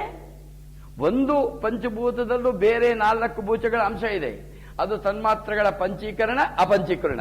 ಪಂಚೀಕೃತವಾದ ಮಹಾಭೂತಗಳಿಂದ ಸ್ಥೂಲ, ಅಪಂಚೀಕೃತವಾದ ಭೂತಗಳಿಂದ ಸೂಕ್ಷ್ಮ. ಆದ್ರಿಂದ ಎಲ್ಲದಕ್ಕೂ ಆಧಾರ. ಆದ್ರಿಂದ ಈ ರೀತಿ ನೋಡ್ಕೊಂಡು ಹೋದ್ರೆ ಪ್ರತಿಯೊಂದು ಅದೇ ಯಾವುದೋ ಏತಸ್ಮಾತ್ ಜಾಯತೆ ಎಲ್ಲಾನು ಈಗೇನು ಲಿಸ್ಟ್ ಓದಿದ್ವಿ. ಆದ್ರಿಂದ ಕಂಪ್ಲೀಟ್ ಇದು ನೋಡಿ, ಈ ಕಡೆ ಎಲ್ಲ ಇರೋದು ಎಲ್ಲಾನು ಇದು ಪ್ರಪಂಚ, ಇದು ಪಂಚೀಕೃತ, ಇಲ್ಲಿ ದೇಹ ಪಂಚೀಕೃತ ಮಹಾಭೂತ, ಮನಸ್ಸು ಬುದ್ಧಿ ಅಪಂಚೀಕೃತ ಮಹಾಭೂತ. ಆದ್ರಿಂದ ಪ್ರಪಂಚದ ಎಲ್ಲ ಸೃಷ್ಟಿ ಆಗಿರೋದು ಆತನಿಂದಲೇ. ಅದನ್ನ ಏನ್ ಮಾಡ್ಬೇಕು, ನಾವು ಅದನ್ನು ನೋಡ್ಬೇಕು. ಇಲ್ಲಿ ಇದುವರೆಗೂ ಹೇಳಿದ್ದು ಅವನು ಅವನು ಅವನು ಅಂತ. ಇಲ್ಲಿ ಒಂದು ಸ್ವಲ್ಪ ಈ ಸ್ಟೈಲ್ ಚೇಂಜ್ ಆಗತ್ತೆ ಈ ಮಂತ್ರದಿಂದ. ಇವರೆಗೂ ಏನು ನೋಡಿದ್ವೋ ಅದು ಅದು ಅದು ಅಂತ. ಈಗ ನೋಡಿ 16ನೇ ಮಂತ್ರದಲ್ಲಿ ಈ ದಯವಿಟ್ಟು ಜೊತೆಗೆ ಇರಿ, ಬಹಳ ವಿಶೇಷವಾದ ಮಂತ್ರ ಇದು. ಇದು ಅದು ಅದು ನೋಡಿದ್ವಲ್ಲ, ಇದನ್ನು ನೋಡಿ.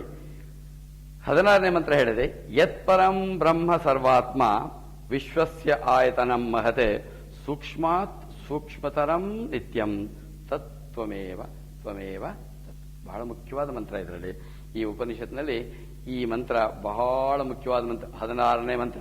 ಇಲ್ಲಿಂದ ಒಂದು 16, 17, 18, 19 ಇದೊಂದು ವಿಶೇಷವಾದ ಶೈಲಿನಲ್ಲಿ ಹೋಗುತ್ತೆ. ಇಲ್ಲಿವರೆಗೂ ಹೇಳಿದ್ದು ಬೇರೆ, ಅದು ಅದು ಅಂತ ಇದ್ಮಲ್ಲ ತ್ವಮೇ ಹಾಗೆ ಹೇಳ್ತಾರೆ. ಈಗೇನು ಹೇಳ್ತಾರೆ, ಯತ್ ಪರಂ ಬ್ರಹ್ಮ ಸರ್ವಾತ್ಮ ವಿಶ್ವಸ್ಯ ಆಯತನಂ ಮಹತ್. ಅದು ಪರಬ್ರಹ್ಮ ಅಂತ. ಯತ್ ಪರಂ ಬ್ರಹ್ಮ, ಬ್ರಹ್ಮ ಎದು ಗೊತ್ತು. ಯತ್ ಪರಂ ಬ್ರಹ್ಮ, ಆ ಪರಂಬ್ರಹ್ಮ ಅಂತಂದ್ರೆ ಕಂಪ್ಲೀಟ್ ಎಲ್ಲವೂ ಆಗ್ತಾ ಇರೋದು ಅವನಿಂದ. ಯಾವುದರಿಂದ ಎಲ್ಲ ವಸ್ತುಗಳಾಗ್ತಾ ಇದೆಯೋ, ನಮ್ಮೆಲ್ಲ ಅನುಭವಗಳ ಕಾರಣ, ಸಾಧನಗಳು, ಕ್ಷೇತ್ರ ಎಲ್ಲಾನು ಅವನಿಂದ. ಯತ್ ಪರಂ ಬ್ರಹ್ಮ ಸರ್ವಾತ್ಮ. ಸರ್ವಾತ್ಮ ಅಂದ್ರೆ ಎಲ್ಲರಲ್ಲಿರುವ ಒಂದೇ ಆತ್ಮ. ಸಕಲ ವಸ್ತುಗಳನ್ನ ಭಾವನೆ, ಬರೀ ವಸ್ತುಗಳು ಅಂತಂದ್ರೆ ಕಂಪ್ಲೀಟು ವಸ್ತುಗಳು ಅಂದ್ರೆ ಎಲ್ಲ ಸೇರಿಸಬೇಕು.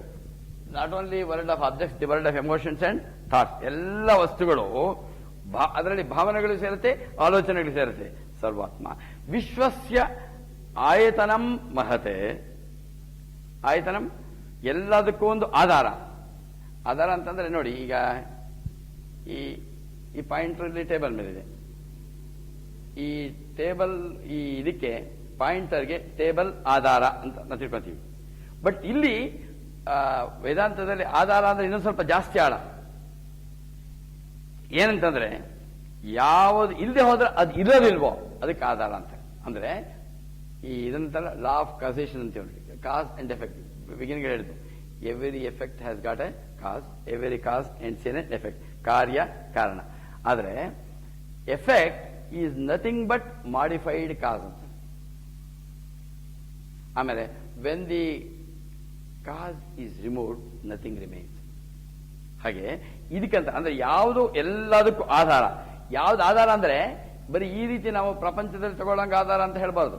ನನಗೆ ಕೋಲಿಲ್ಲದೆ ಹೋದ್ರೆ ನಡೆಯಕ್ಕಾಗಲ್ಲ, ಕೋಲೆ ಆಧಾರ, ಒಂದ್ಸರಿ ಅದಿದ್ದವ್ರು ನಡೆಯುತ್ತೆ. ಆದರೆ ಈ ವೇದಾಂತದಲ್ಲಿ ಆಧಾರ ಅಂತಂದ್ರೆ ಬರೀ ನನಗೆ ಕಷ್ಟ ಅಂತಲ್ಲ, ಯಾವುದು ಇಲ್ಲದೆ ಹೋದ್ರೆ ಆ ವಸ್ತು ಇಲ್ವೋ ಅದಕ್ಕೆ ಹೇಳ್ತಾರೆ ಆಧಾರ. ಈ ಪ್ರಪಂಚದ ಉದಾಹರಣೆ ಕೊಡ್ಬೇಕಂತ ಸಿಕ್ಕಾಪಟ್ಟೆ ಬೆಲೆ ಆಗಿದೆ ಚಿನ್ನ. ಎಷ್ಟು 21, 22 ಸಿಕ್ಕಾಪಟ್ಟೆ ದುಬಾರಿ ಅಂತ. ಆ ಚಿನ್ನದ ಆಭರಣಗಳಿವೆ. ಆ ಆಭರಣಗಳಿಗೆ ಒಂದು ಉಂಗುರ ಇರ್ಬೋದು, ಸರ ಇರ್ಬೋದು, ಅದಕ್ಕೆ ಆಧಾರ ಚಿನ್ನ. ಆಧಾರ ಚಿನ್ನ ಅಂದ್ರೇನು? ಚಿನ್ನವನ್ನು ತೆಗೆದ್ರೆ ಇಲ್ಲ, ಅದು ಆಭರಣ ಇಲ್ಲ. ಆ ರೀತಿ ನಾವು ತಗೋಬೇಕು. ಅಥವಾ ಈ ಬಟ್ಟೆ ಇದೆ, ಇದರಲ್ಲೇನೋ ಡಿಸೈನ್ ಎಲ್ಲ ಮಾಡಿದ್ದಾರೆ. ಇದರಲ್ಲಿ ಕೆಲವು ಕಡೆ ಚಿತ್ತಾರಗಳು ಮಾಡ್ತಾರೆ. ಆ ಚಿತ್ತಾರಗಳಿಗೆ ಆಧಾರ ಬಟ್ಟೆ, ಆ ಬಟ್ಟೆಗೆ ಆಧಾರ ದಾರ. ಈ ದಾರಕ್ಕೆ ಆಧಾರ ತಗೋಬೇಕು. ಯಾವುದು ಇಲ್ಲದೆ ಹೋದ್ರೆ ಆ ವಸ್ತು ಇಲ್ವೋ ಅದಕ್ಕೆ ಹೇಳ್ತಾರೆ ಆಧಾರ. ಆ ಹತ್ತಿನೂ ತೆಗೆದ್ರೆ ಇದು ಯಾವುದು ಡಿಸೈನು ಇಲ್ಲ. ಹತ್ತಿ ತೆಗೆದ್ರೆ ದಾರನೇ ಇಲ್ಲ, ಬಟ್ಟೆ ಇಲ್ಲ, ಇದೇನು ಕಲಾಕೃತಿ ಅದು ಏನೂ ಇಲ್ಲ. ಅದರಿಂದ ಹತ್ತಿ ಇದೆಲ್ಲದಕ್ಕೂ ಆಧಾರ. ಅಂದ್ರೆ ಅದಿಲ್ಲದೆ ಹೋದ್ರೆ ಇದೇನೂ ಇಲ್ಲ, ಅದು ಆತ್ಮ. ಆಧಾರಂ ವಿಶ್ವಸ್ಯ ಆಯತನಂ ಮಹತೆ. ಆಮೇಲೆ ಇನ್ನೊಂದು ಹೇಳ್ತಾರೆ, ಸೂಕ್ಷ್ಮಾತ್ ಸೂಕ್ಷ್ಮತರಂ ಅಂತಾರೆ. ಸೂಕ್ಷ್ಮ ಅಂತಂದ್ರೆ ವೇದಾಂತದಲ್ಲಿ ವ್ಯಾಪಕತ್ವಕ್ಕೆ ಹೇಳ್ತಾರೆ ಸೂಕ್ಷ್ಮ ಅಂತ. ಈಗ ಸ್ವಲ್ಪ ಐಸ್ ಇದೆ, ಅದು ನೀರಾದಾಗ ಸ್ವಲ್ಪ ಜಾಸ್ತಿ ವ್ಯಾಪಿಸುತ್ತೆ. ಅದಕ್ಕೆ ಹೇಳ್ತಾರೆ ನೀರು ಐಸ್ ಗಡ್ಡೆಗಿಂತ ವ್ಯಾಪ. ಆ ನೀರು ಕುದ್ದು ಆವಿಯಾದಾಗ ಜಾಸ್ತಿ ವ್ಯಾಪಕ. ಅದಕ್ಕಿಂತ ಹೇಳ್ತೀವಿ ಈ ನೀರಿನ ಹವೆ ನೀರಿಗಿಂತ ಸೂಕ್ಷ್ಮ, ನೀರು ಐಸ್ ಗಡ್ಡೆಗಿಂತ ಸೂಕ್ಷ್ಮ. ವೇದಾಂತದಲ್ಲಿ ಹೆಚ್ಚು ವ್ಯಾಪಕವಾಗಿದ್ದಕ್ಕೆ ಸೂಕ್ಷ್ಮ ಅಂತಾರೆ. ಇದನ್ನು ಹೇಳ್ತಾ ಇರೋದು ಸೂಕ್ಷ್ಮಾತ್ ಸೂಕ್ಷ್ಮತರಂ ಅಂತ. ತುಂಬಾ ಅತಿ ಸೂಕ್ಷ್ಮವಾದಿದ್ದು ಏನು ಇದು ನಿತ್ಯಂ. ಯಾಕಂದ್ರೆ ಸೂಕ್ಷ್ಮ ಅಂತಂದ್ರೆ ಅದು ಇಲ್ಲದೆ ಇರೋ ಜಾಗ ಇಲ್ಲ, ಎಲ್ಲ ಕಡೆ ಇದೆ. ಈ ನಮ್ಮ ಗಮನಕ್ಕೆ ಬರೋದು ಪಂಚಭೂತಗಳಲ್ಲಿ, ನಮಗೆ ತಿಳಿಯೋದು ಪಂಚಭೂತಗಳಲ್ಲಿ ಬಹಳ ಸೂಕ್ಷ್ಮವಾದದ್ದು ಆಕಾಶ. ಭೂಮಿ ಆಪಃ ಅನರಃ ವಾಯು ಕಮ್ಮ. ಪಂಚಭೂತಗಳಲ್ಲಿ ಸೂಕ್ಷ್ಮವಾದದ್ದು ಆಕಾಶ. ಆಕಾಶ ಸೂಕ್ಷ್ಮ ಅಂತ ಕೇಳ್ತೀವಿ, ಅದು ಎಲ್ಲ ಕಡೆ ಇದೆ. ಈಗ ನಮ್ಮಲ್ಲೂ ಅಷ್ಟೇ, ಬರೀ ನನ್ನ ಹೊರಗಡೆ ಮಾತ್ರ ಅಲ್ಲ, ಒಳಗಡೆ ಹೊರಗಡೆ.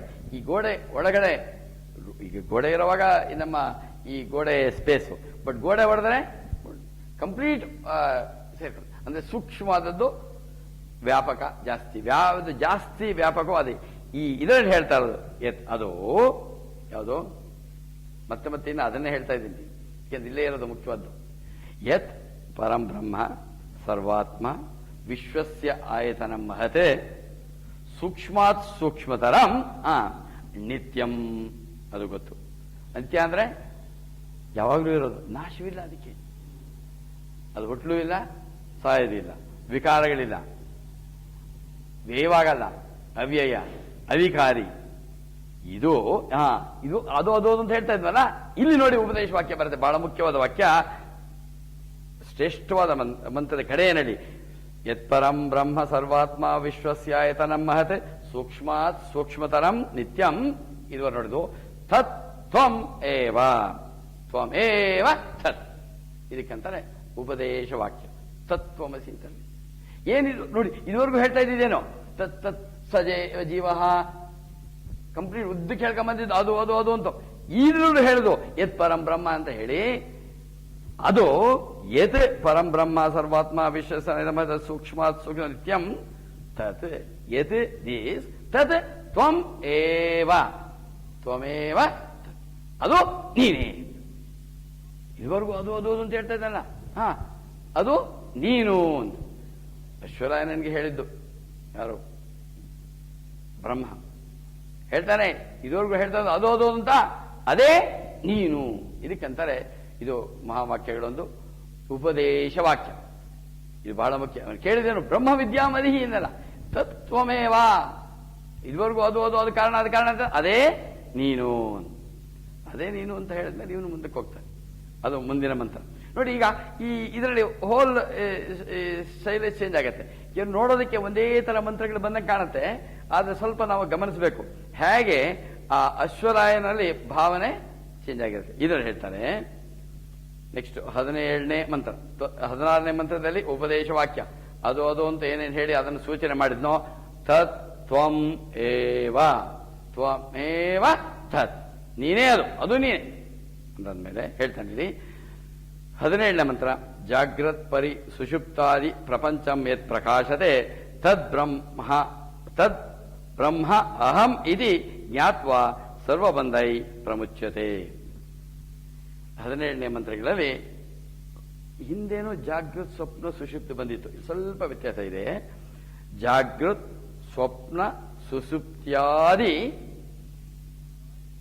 ಎಚ್ಚರ ಕನಸು ನಿದ್ದೆ ಆದಿ ಯಾವುದನ್ನ ಇದನ್ನು ತೋರಿಸ್ತಾ ಇತ್ತೋ, ಯಾವುದೋ ಪ್ರಪಂಚಂ, ಈ 3 ಪ್ರಪಂಚಗಳು, ಜಾಗೃತ್ ಪ್ರಪಂಚ, ಸ್ವಪ್ನ ಪ್ರಪಂಚ, ಸುಷುಪ್ತಿಯಲ್ಲೂ ಇದೆ, ನನಗೆ ಅದರ ಅರಿವಿಲ್ಲ.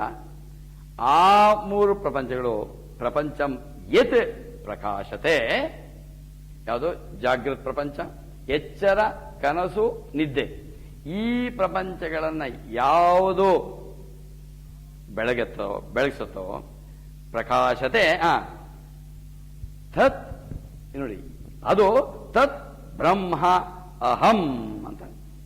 ತತ್ ಬ್ರಹ್ಮ ಅಹಂ ಇದು ಹೇಳುದು. ಅಲ್ಲಿ ಹೇಳಿದ್ದು ಏನ್ ಹೇಳಿದ್ನು? ತತ್ವಮೇವ ತ್ವಮೇವ ತತ್ ಉಪದೇಶ ಪಡ್ಕೊಂಡು ಈಗ ನಾವು ಆ ಉಪದೇಶ ಆಗೋಯ್ತು. ಈಗ ನೆಕ್ಸ್ಟ್ ಸ್ಟೇಜಿಗೆ ಬಂದಿದ್ದೀವಿ ಎಲ್ಲರೂ. ಏನ್ ಹೇಳ್ತಾ ಇದೀವಿ ಈಗ ನಾವು? ತತ್ ಬ್ರಹ್ಮ ಅಹಂ ಅಂತ ಹೇಳ್ಬೇಕು. ಇತಿ ಜ್ಞಾತ್ವಾ ಸರ್ವಬಂಧೈ ಪ್ರಮುಚ್ಯತೆ ಅಂತ ಬಹಳ ಶ್ರೇಷ್ಠವಾದ ವಾಕ್ಯ. ಆ ಹಿಂದಿನ ಮಂತ್ರದಲ್ಲಿ ಇದಿತ್ತು, ಏನಿತ್ತು? 16ನೇ ಮಂತ್ರದಲ್ಲಿ ಉಪದೇಶ ಆಯಿತು. ಏನ್ ಹೇಳ್ದ? ತತ್ ತ್ವಮೇವ ತ್ವಮೇವ ತತ್. ಇದು ಆದಷ್ಟು ಇದನ್ನು ಆಲೋಚನೆ ಮಾಡ್ತಾ ಹೋದ್ರೆ ಅದೊಂದು ನಮ್ಮ ಪ್ರಪಂಚನೇ ಒಂದು ವಿಶೇಷವಾಗಿ ಕಾಣುತ್ತೆ. ಈ ಮಂತ್ರದಲ್ಲಿ ಜಾಗೃತ್ ಸ್ವಪ್ನ ಸುಷುಪ್ತಿ ಆದಿ ಪ್ರಪಂಚಂ ಪ್ರಕಾಶಿದೆ. ನಮ್ಗೆಲ್ರಿಗೂ ಎಚ್ಚರದ ಪ್ರಪಂಚ ಇದೆ. ಈಗ ನಾವೆಲ್ಲ 190 ಭಾಗ ನಾವು ಎಚ್ಚರವಾಗಿದ್ದೀವಿ, 95, 99 ಆಗಿ ಎಚ್ಚರವಾಗಿದ್ದೀವಿ. ಜಾಗೃತ್ ಪ್ರಪಂಚದಲ್ಲಿ ನಮಗೆ ಪ್ರಪಂಚದ ವಸ್ತುಗಳು, ನಾನು ಕಾಣಿಸ್ತೀನಿ, ಒಬ್ರು ಕಾಣಿಸ್ತೀನಿ, ಇದು ರೂಮು, ಇದು ಎಲ್ಲ ಕಾಣಿಸ್ತಿದೆ. ಅಕಸ್ಮಾತ್ ನಾವೇನಾದ್ರೂ ಹೋಗಿದ್ರೆ ಕನಸಾದ್ರೆ ಆ ಕನಸಿನಲ್ಲೂ ಒಂದು ಪ್ರಪಂಚ ಉಂಟು. ಕೆಲವು ಅನುಭವಗಳನ್ನ ಈ ಎಚ್ಚರದ ಅವಸ್ಥೆಯನ್ನು ಪಡ್ಕೊಳಕ್ ಆಗದೆ ಹೋದ್ರೆ ಕೆಲವು ಕನಸು ಕಾಣ್ತಾರಂತೆ. ಕನಸಿನಲ್ಲಾದ್ರೂ ಐಶ್ವರ್ಯ ರಾಯ್ ಆಗಿನ ಕಾಲದಲ್ಲಿ ಆ ಕನಸಿನ ಪ್ರಪಂಚ ಬೇರೆ. ಆ ಕನಸಿನ ಪ್ರಪಂಚ, ಕನಸಿನ ಬಂಧುಗಳು ಎಲ್ಲಾನು ಹಾಗೆ ನಿಜ. ಆಮೇಲೆ ನೆಕ್ಸ್ಟು ನಾವು ನಿದ್ದೆ ಮಾಡ್ತೀವಿ. ಆ ನಿದ್ದೆ ಮಾಡಿದಾಗ ಆದ್ರೂ ಕೂಡ ಒಂದು ಎಚ್ಚರವಾದ್ಮೇಲೆ ನಾನು ನಿದ್ರೆ ನಿದ್ದೆ ಮಾಡುವಾಗ ನಂಗೆ ಗೊತ್ತಿದ್ದವರು ನಿದ್ದೆ ಮಾಡಿ ಎದ್ದ ಮೇಲೆ ನನಗೆ ನಿದ್ದೆ ಮಾಡ್ತಾ ಇದ್ದೆ ಅಂತ ಗೊತ್ತಾಗುತ್ತಲ್ಲ. ಗೊತ್ತಾಗ್ತಾ ಇರೋದು ಯಾವುದು? ಅವನ ಪ್ರಕಾಶದಿಂದ. ನಿದ್ದೆ ಅನ್ನೋದು ನಾನು ನಿದ್ದೆ ಮಾಡಿದೆ ಅಂತ ಎಚ್ಚರವಾಗಿ, ಆಕ್ಚುಲಿ ಕೆಲವರು ಹೇಳ್ತಾರೆ ನಾನು ನಿದ್ದೆ ಮಾಡ್ತಾ ಇದ್ದೀನಿ ಅಂದ್ರೆ ತಪ್ಪು, ಸುಳ್ಳು ಅಂತಾನೆ. ಯಾರಾದ್ರೂ ಹೇಳಿ ನಾನು ನಿದ್ದೆ ಮಾಡ್ತಾ ಇದ್ದೀನಿ ಅಂತಂದ್ರೆ ಸುಳ್ಳು. ಅವನು ನಿಜವಾಗ್ಲೂ ನಿದ್ದೆ ಮಾಡ್ತಾ ಇದ್ರೆ ಅವನು ಹೆಂಗೆ ಹೇಳಕ್ಕಾಗತ್ತ? ಅವನು ನಿದ್ದೆ ಮಾಡ್ತಾ ಇದ್ದೀನಿ ಹಾಗೆ ಹೇಳ್ತಾರೆ. ಹಾಗೆ ನಾನು ಧ್ಯಾನ ಮಾಡ್ತಾ ಇದ್ದೀನಿ ಅಂದ್ರೂ ಅಷ್ಟೇ ಸುಳ್ಳಂತೆ. I am meditating. False. If you are meditating, ಇದೇ ಇಲ್ಲದೆ ಇರೋವಾಗ ನಾನು ಧ್ಯಾನ ಮಾಡ್ತಾ ಇದ್ದೀನಿ, ದೊಡ್ಡ ಮೋಸ ಅದು, ಬಹಳ ಮೋಸ. ಅದಕ್ಕೇನೆ ಇದರಲ್ಲಿ 3 ಪ್ರಪಂಚ, ಜಾಗೃತ್ ಪ್ರಪಂಚ, ಸ್ವಪ್ನ ಪ್ರಪಂಚ, ಸುಷುಪ್ತಿ, ಈ ಪ್ರಪಂಚಗಳನ್ನ ಪ್ರಕಾಶ ಮಾಡ್ತಾ ಇರೋದು ನಮಗೆ ಈ ಎಚ್ಚರದ ಪ್ರಪಂಚದ ಅನುಭವ, ಕನಸಿನ ಪ್ರಪಂಚದ ಅನುಭವ, ನಿದ್ದೆಯ ಪ್ರಪಂಚದ ಅನುಭವ ಆಗ್ತಾ ಇರೋದು ಅವನ ಪ್ರಕಾಶದಿಂದ. ಆ ಪ್ರಕಾಶ ಯಾವುದೋ ಆ ಅವಸ್ಥಾತ್ರಯಗಳಲ್ಲಿ ನನಗೆ ಅದರ ಅರಿವು ಆಗ್ತಾ ಇರೋದು, ನನಗೆ ಈ ಅನುಭವಗಳಾಗ್ತಾ ಇರೋದು ಯಾವುದೋ ಆ ಪ್ರಕಾಶತೆ. ಯತ್ ಪ್ರಕಾಶತೆ, ಇಲ್ಲಿ ತಗೋಬೇಕು ಇಂಪಾರ್ಟೆಂಟ್ ಪದ ಅದು. ಜಾಗೃತ್ ಸ್ವಪ್ನ ಸುಷುಪ್ತಿ ಆದಿ ಯತ್ ಪ್ರಕಾಶತೆ ತತ್ ಬ್ರಹ್ಮ ಅಹಂ ಅಸ್ಮಿ. ತತ್ವಮಸಿ ಉಪದೇಶ ಆಯಿತು. ಮುಂದಕ್ಕೆ ಹೋದು ಏನಂತ, ತದ್ಬ್ರಹ್ಮ ಅಹಂ ಇತಿ ಜ್ಞಾತ್ವಾ. ಜ್ಞಾತ್ವ ಅಂತಂದ್ರೆ ತಿಳಿದುಕೊಂಡ್ರೆ ಅಂತ ತಪ್ಪು ಹೇಳ್ತಾರೆ, ತಪ್ಪೋದು. ಬರೀ ತಿಳ್ಕೊಳ್ಳೋದಲ್ಲ ಇದು. ತಿಳ್ಕೊಂಡ್ರೆ ಈ ಜ್ಞಾನ ಅಹಂ ಬ್ರಹ್ಮ ತತ್ವಮಸಿ ಅರ್ಥ ಆಗಿ ತದ್ಬ್ರಹ್ಮ ಅಹಂ, ಅಹಂ ಬ್ರಹ್ಮ ಅಸ್ಮಿ, ತತ್ ಬ್ರಹ್ಮ ಅಹಂ, ಅಹಂ ಬ್ರಹ್ಮ. ಅದು ಜ್ಞಾತ್ವ ಅಂತಂದ್ರೆ ಇದು ಪುಸ್ತಕದಿಂದ ಓದಿ ತಿಳ್ಕೊಳ್ಳೋದಿಲ್ಲ, ಆಗೋದಿಲ್ಲ.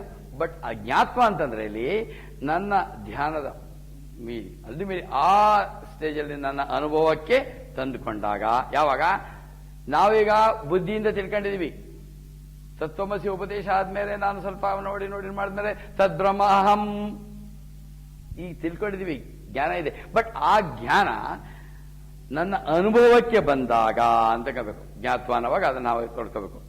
ಆ ರೀತಿ ತಿಳ್ಕೊಂಡ್ರೆ ತದ್ಬ್ರಹ್ಮ ಅಹಂ ಇತಿ ಜ್ಞಾತ್ವ ಏನಾಗತ್ತಂತ ಅವಾಗ ಕಡೆಯಲ್ಲೇನು ಹೇಳ್ತಾರೆ, ಸರ್ವಬಂಧೈಹಿ ಪ್ರಮುಚ್ಯತೆ. ನಾವೆಲ್ಲ ಬಂಧನದಿಂದ ಬಿಡುಗಡೆ ಆಗ್ತೀವಿ. ಬಿಡುಗಡೆ ಆಗ್ತೀವಿ ಅಂತಂದ್ರೆ ಏನು? ಬಂಧನ ಏನು ನಮ್ದು? ನಾನು ದೇಹ, ನಾನು ಮನಸ್ಸು, ನಾನು ಬುದ್ಧಿ. ಇದು ನಮ್ಮ ಬಂಧನ. ದೊಡ್ಡ ಪಾರಪ್ಪನ ಅಗ್ರಹಾರಕ್ಕಿಂತ ದೊಡ್ಡ ಜೈಲು. ಈ ಜೈಲು ಬೇರೆ ಯಾರೋ ಕರ್ಕೊಂಡು ಹೋಗಲ್ಲ, ನಾವೇ ಜೈಲು ಮಾಡ್ಕೊಂಡು, ನಾವೇ ಒಳಗೆ ಸಿಗಾಕೊಂಡು, ನಾವೇ ಹೊರಗೆ ಬರದಂಗೆ ಬೀಗ ಹಾಕೊಂಡ್ಬಿಟ್ಟಿದೀವಿ. ಈ ಬಂಧ ವಿಮೋಚನೆ ಯಾವಾಗ ಎಲ್ಲಿವರೆಗೂ ಅಂತೀವಿ? ನಾನು ದೇಹ, ನಾನು ಮನಸ್ಸು, ನಾನು ಬುದ್ಧಿ, ಈ ಉಪಾಧಿಗಳು ನಾನು, ಸ್ಥೂಲ ಶರೀರ ನಾನು, ಸೂಕ್ಷ್ಮ ಶರೀರ, ಕಾರಣ ಶರೀರ ನಾನು. ಇದು ನಮ್ಮನ್ನ ಬಂಧಿಸ್ತದೆ. ನಾನು ಈ ದೇಹಕ್ಕೆ ಸಂಬಂಧಪಟ್ಟವರು ನನ್ನವರು. ಅದಕ್ಕಲ್ಲೇ ಗಲಾಟೆ ಶುರುವಾಯಿತು. ಒಂದು ಸಾರಿ ನಾನು ದೇಹ ಅಂತ ಬಂದ್ಮೇಲೆ ಇದಕ್ಕೆ ನಮ್ಮ 100ಕ್ಕೆ 100ರಷ್ಟು ಸಮಸ್ಯೆಗಳೆಲ್ಲ, ನಮಗೆ ಗೋಳು ಗೀಳು ಎಲ್ಲ ಇದೇ ಕಾರಣ.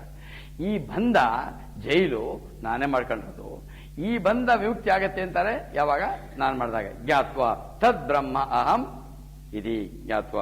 ಅದರಿಂದ ಇದನ್ನೇನ್ ಮಾಡ್ಬೇಕು? ನಾವು ಮಾಡ್ತಾ ಇದೀವಿ, ನಮ್ಮ ಮೆಡಿಟೇಷನ್ ಸ್ಟಡಿ ಸರ್ಕಲಲ್ಲಿ ಮಾಡ್ತಾ ಇರೋದೇ ನಾವು. ಇದು ಏನ್ ಮಾಡ್ತಾ ಇದೀವಿ? ಈ ಅನುಭವವನ್ನ ನಾವು ಈ ರೀತಿ ವಿಚಾರ ವಿನಿಮಯ ಮಾಡಿ ತಿಳ್ಕೊಳ್ತೀವಿ. ತಿಳ್ಕೊಂಡ್ರೆ ಸಾಲದು, ಅದನ್ನೇನ್ ಮಾಡ್ಬೇಕು? ನಮ್ಮ ಅನುಭವಕ್ಕೆ ತಂದ್ಕೋಬೇಕು.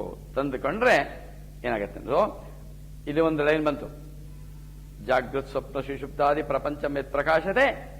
ಯಾವುದು ನನ್ನ ಎಲ್ಲ 3 ಅವಸ್ಥೆಗಳನ್ನ ಪ್ರಕಾಶ ಮಾಡುತ್ತೋ ಅದು ಆ ತತ್ವ ಅಹಂ ಇದಿ ತತ್ ಬ್ರಹ್ಮ ಅಹಂ ಇದಿ. ಆವಾಗ ನಾವು ಬಂಧನದಿಂದ ವಿಮುಕ್ತಿ ಆಗ್ತೀವಿ. ಜೀವನದಲ್ಲಿ ನನಗೆ ಗೋಳು ಇಲ್ಲ. ಇನ್ನೊಂದು ನೆಕ್ಸ್ಟ್ ಲೈನ್ ಆಫ್ ಥಾಟ್ಗೆ ಹೋಗ್ತಾರೆ. 18ನೇ ಮಂತ್ರ, 18, 19 2 ಮಾಡೋದು. ತ್ರಿಷು ಧಾಮಸು ನೋಡಿ, ಈ ಸರಿಯಾಗಿ ನೋಡಿದ್ರೆ ಬಹಳ ಒಂಥರ ಸೈಂಟಿಫಿಕ್ ಆಗಿ ಸಿಸ್ಟಮ್ಯಾಟಿಕ್ ಆಗಿ ಬಂದಿದೆ ಇಲ್ಲಿ. ತ್ರಿಷು ಧಾಮಸು ಯದ್ ಭೋಗ್ಯಂ ಭೋಕ್ತ ಭೋಗಶ್ಚ ಯತ್ ಭವೇತ್ ತೇಭ್ಯೋ ವಿಲಕ್ಷಣ ಸಾಕ್ಷಿ ಚಿನ್ಮಾತ್ರ ಓಂ ಸದಾಶಿವ.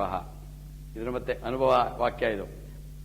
16 ಉಪದೇಶ, 17 ಅನುಭವ, 18 ಅನುಭವ. ಇದೇನು ಹೇಳ್ತಾರೆ? ತ್ರಿಷು ಧಾಮಸು, ನಮ್ಮಲ್ಲಿ 3 ಧಾಮಗಳು ಅಂದ್ರೆ ನಾವಿರೋ ಊರುಗಳು. ಅಲ್ಲೇನು ಹೇಳಿದ್ವು? 3 ಊರುಗಳು: ಸ್ಥೂಲ, ಸೂಕ್ಷ್ಮ, ಕಾರಣ ಶರೀರ. ಇದು ಸ್ಥೂಲ ಶರೀರ, ಇದು 2 ಸೂಕ್ಷ್ಮ ಶರೀರ, ಕಾರಣ ಶರೀರ. ಸ್ಥೂಲ, ಸೂಕ್ಷ್ಮ, ಕಾರಣ ಶರೀರ. ಈ 3 ಕ್ಷೇತ್ರಗಳಲ್ಲಿ ಯತ್ ಭೋಗ್ಯಂ, ಯಾವುದೋ ಅನುಭವಿಸಲ್ಪಡುತ್ತದೋ, ಯತ್ ಭೋಕ್ತಃ,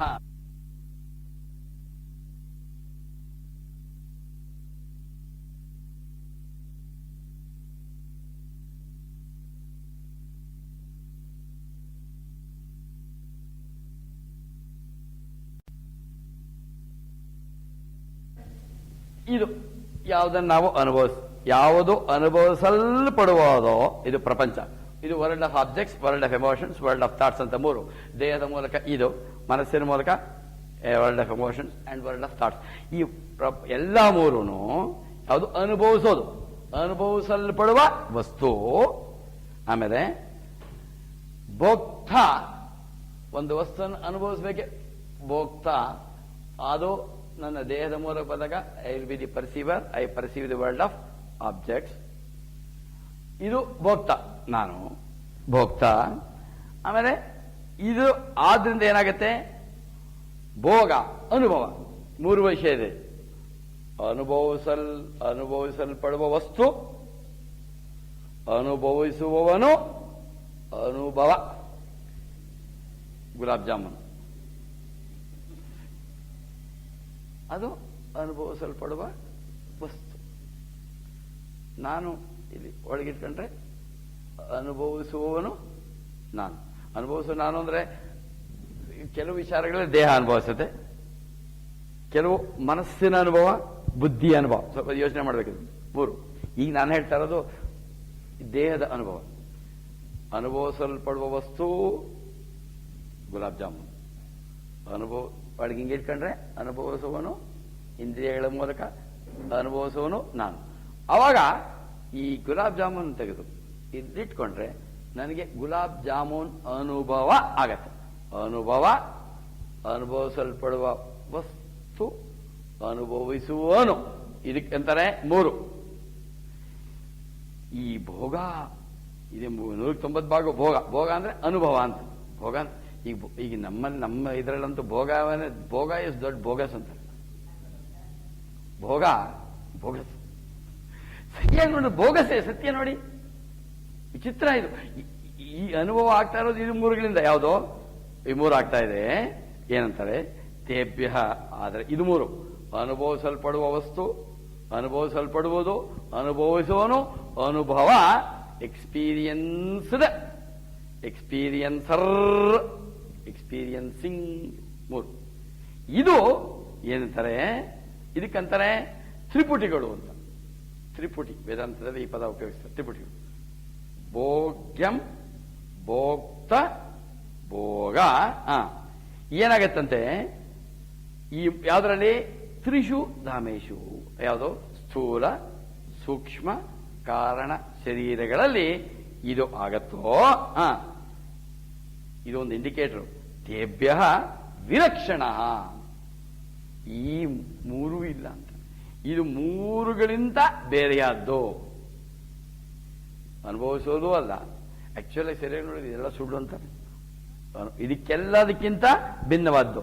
ಅನುಭವಿಸಲ್ಪಡುವುದು, ಅನುಭವಿಸುವನು, ಅನುಭವ, ಈ ತ್ರಿಪುಟಿಗಳಿಗಿಂತ ವಿಲಕ್ಷಣವಾದ್ದು. ತೇಭ್ಯೋ ವಿಲಕ್ಷಣ, ವಿಲಕ್ಷಣ. ಆಮೇಲೆ ಸಾಕ್ಷಿ. ಸಾಕ್ಷಿ ಅಂದ್ರೇನು? ನಮ್ಗೆ ಯಾವುದರಿಂದ ಎಫೆಕ್ಟ್ ಆಗ್ತಾ ಇಲ್ಲ, ಅದನ್ನು ನೋಡ್ತಾ ಇರೋದು. ಯಾವುದೋ ಈ ಸೂರ್ಯನಂತೆ. ಸೂರ್ಯನಿಗೆ ಏನೂ ಎಫೆಕ್ಟ್ ಆಗಲ್ಲ.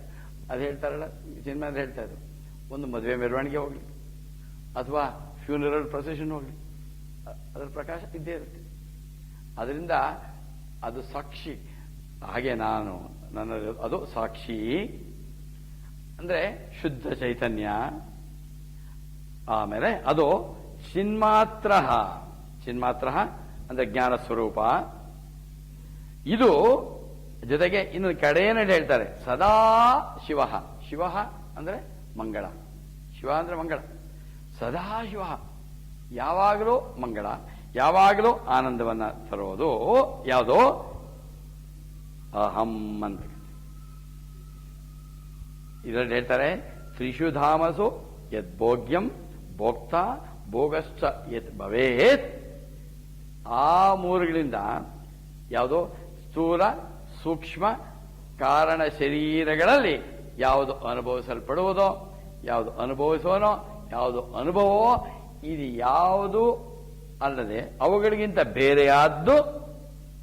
ಜೊತೆಗೆ ಸಾಕ್ಷಿ ಚಿನ್ಮಾತ್ರ ಸದಾಶಿವ ಅಹಂ ಅಂತ ನೋಡಿ. ಇದು ಬಹಳ ಮುಖ್ಯ. ಇಲ್ಲಿ ತತ್ವಮಸಿ ಆಯಿತು. ಹಿಂದಿನ ಮಂತ್ರದಲ್ಲಿ ಇದರಲ್ಲಿ ಹೇಳಿದ್ವು ಜಾಗೃತ ಸ್ವಪ್ನ ಸುಷುಪ್ತಿ. ಅದರ ಅಹಂ ಅಂದು ಏನು, ತದ್ ಬ್ರಹ್ಮ ಅಹಂ ತತ್ ಹೇಳಿದ್ವು. ಯಾವುದರಲ್ಲಿ? ಮಂತ್ರ 17ರಲ್ಲಿ. ಈಗ ಇದರಲ್ಲಿ ಹೇಳ್ತಾರೆ ಏನು, ಅಹಂ ಅಹಂ ಅದೇ ನಾನು ಅಂತ. ಯಾಕೆ ಉಪದೇಶ ಆಗಿದೆ. ಉಪದೇಶ ಆದ ತಕ್ಷಣ ಬರಲಿಲ್ಲ. ಅದರ ಮೂಲಕ ಸಾಧನೆ ಮಾಡ್ತಾ ಮಾಡ್ತಾ ಮಾಡ್ತಾ ಮಾಡ್ತಾ ಉಪದೇಶ ವಾಕ್ಯವನ್ನ ಗುರುಗಳಿಗೆ ಅಧಿಕಾರ ಇದೆ, ಅವರು ಉಪದೇಶ ಮಾಡಿದರು. ನಮಗೂ ಅದನ್ನು ಸ್ವೀಕಾರ ಮಾಡೋದಕ್ಕೆ ಅಧಿಕಾರ ಇರಬೇಕು. ಅಧಿಕಾರ ಸ್ವೀಕಾರ ಮಾಡಿದ್ರೆ ಸಾಲದು, ನಾವು ಅದನ್ನು ನಮ್ಮ ಅನುಭವಕ್ಕೆ ತರ್ಕೋಬೇಕು. ಬರೀ ಜ್ಞಾನ ಬಂದ್ರೆ ಸಾಲದು ಅಂತಾರೆ. ಜ್ಞಾನ ಬಂದ್ರೆ ಸಾಲಂಗಿದೆ ನಮ್ಮ knowing is not doing, doing is doing ಅಂತ ನಮ್ಮ ಶಾಂಡಿಲ್ಯ ಇನ್ಸ್ಟಿಟ್ಯೂಟ್ ಮಹಾಮಂತ್ರ ತಿಳ್ಕೊಂಡ್ರೆ ಏನೂ ಆಗಲ್ಲ. ಯಾವುದಾದ್ರೂ ಪರಿಣಾಮ ಆಗ್ಬೇಕಂತಂದ್ರೆ ನಾವು ಶ್ರವಣ ಮನನ ಸಾಲದು, ನಿಧಿಧ್ಯಾಸನ. ಶ್ರವಣ ಬೇಕು, ಅದನ್ನು ಹಿಂದೆ ಮಂತ್ರದ ನೋಡಿದ್ವಿ, ಮನನ ಬೇಕು. ಬಟ್ ಅವೆರಡು ನಾವು ಎಷ್ಟೇ ಪಂಡಿತರಾದರೂ ಸರಿ, ಏನೇ ತಿಳ್ಕೊಂಡ್ರು, ಏನೇ ಬಗ್ಗೆ ಉಪನ್ಯಾಸ ಮಾಡಿದ್ರು, ಉಪನ್ಯಾಸ ಕೇಳಿದ್ರು ಏನೂ ಆಗಲ್ಲ ಎಲ್ಲಿವರೆಗೂ ನಾವು ಅದನ್ನ ನಮ್ಮ ಅನುಭವಕ್ಕೆ ತಂದುಕೊಳ್ಳಲು. ಅದಕ್ಕೆ ಭಗವಾನ್ ರಮಣ ಮಹರ್ಷಿಗಳು ಏನು ಓದಲಿಲ್ವಲ್ಲ ಸಿಕ್ಕಾಪಟ್ಟೆ. ಅವ್ರ ಹತ್ರ ಏನು ಕಾವ್ಯಕಂಠ ಗಣಪತಿ ಮಹಾಮನಿಗಳು ಎಂಥ ಎಲ್ಲ ವೇಳೆಗಳು ಜೋರಿತ್ತಂತ. ಅದಕ್ಕೆ ಅವರ ಹೆಸರೇ ಬಂದಿದ್ದು ಕಾವ್ಯಕಂಠ ಗಣಪತಿ ಮಹಾಮನಿ. ಅವರು ಕಾಲೇಜ್ ಡ್ರಾಪ್ ಔಟ್ ನಮ್ಮ ಭಗವಾನ್ ರಮಣ ಮಹರ್ಷಿಗಳು. ಅವರು ಸಂಸ್ಕಾರ ಬಂದಿದ್ದಳು 16ನೇ ವರ್ಷದಲ್ಲಿ ಅವರಿಗೆ ಆತ್ಮಗೆ. ಅವ್ರು ಬಂದಾಗ ಕ್ವಶನ್ಸ್ ಕೇಳಿದಾಗ ಎಲ್ಲ ಪ್ರಶ್ನೆಗೆ ಪರಿಹಾರ ಸಿಗತ್ತೆ. ಅಷ್ಟೊಂದು ವೇಳೆಗಳು ಓದಿನಿ, ಉಪನಿಷತ್ತು ಓದಿನಿ, ಎಲ್ಲ ಗ್ರಂಥಗಳು, ಆಧ್ಯಾತ್ಮ ಎಲ್ಲ ಓದಿದ್ದೀನಿ, ಆದರೂ ನಿಮ್ಗೆ ಜೀವನ ಗೊಂದಲ. ಹೌದು, ಹೇಗೆ ಇಲ್ಲಿವರೆಗೂ ನಾವು ಅನುಭವಕ್ಕೆ ತರಲು. ಈ ರೀತಿ ನಾವು ಅನುಭವಕ್ಕೆ ತರಬೇಕು. ಯಾರು ಅಹಂ ಏನೋ ಇದ್ರಲ್ಲಿ ನಾವು ಮಾಡ್ಬೇಕಾದ್ದೇನೋ ತ್ರಿಪುಟಿಗಳಿಂದ ವಿಲಕ್ಷಣ. ಅಹಂ ತ್ರಿಪುಟಿ ವಿಲಕ್ಷಣ, ಅಹಂ ಸಾಕ್ಷಿ, ಅಹಂ ಚಿನ್ಮಾತ್ರ, ಅಹಂ ಸದಾಶಿವ. ಈ ಭಾವನೆಯನ್ನು ನಾವು ಅರ್ಥ ಮಾಡ್ಕೊಂಡಿದ್ದೀವಿ. ನಾವು ಕೂತ್ಕೊಂಡು ಸ್ವಲ್ಪ ಹೊತ್ತು ಧ್ಯಾನ ಮಾಡ್ತಾ ಈ ಭಾವನೆ ಒಳಗಡೆ ಒಂದೊಂದು ನಮ್ಮ ಕಂಪ್ಲೀಟ್ ಸೆಲ್ ಅಲ್ಲಿ ಬಂದ್ರೆ ದೆನ್ ಈ ಉಪನಿಷತ್ತು ವರ್ಕ್ ಆಗುತ್ತೆ. ನೋಡಿ, ಈಗ ನೆಕ್ಸ್ಟ್ ಇದೇ ಫ್ಲೋನಲ್ಲಿ ಹೋಗ್ತಾರೆ.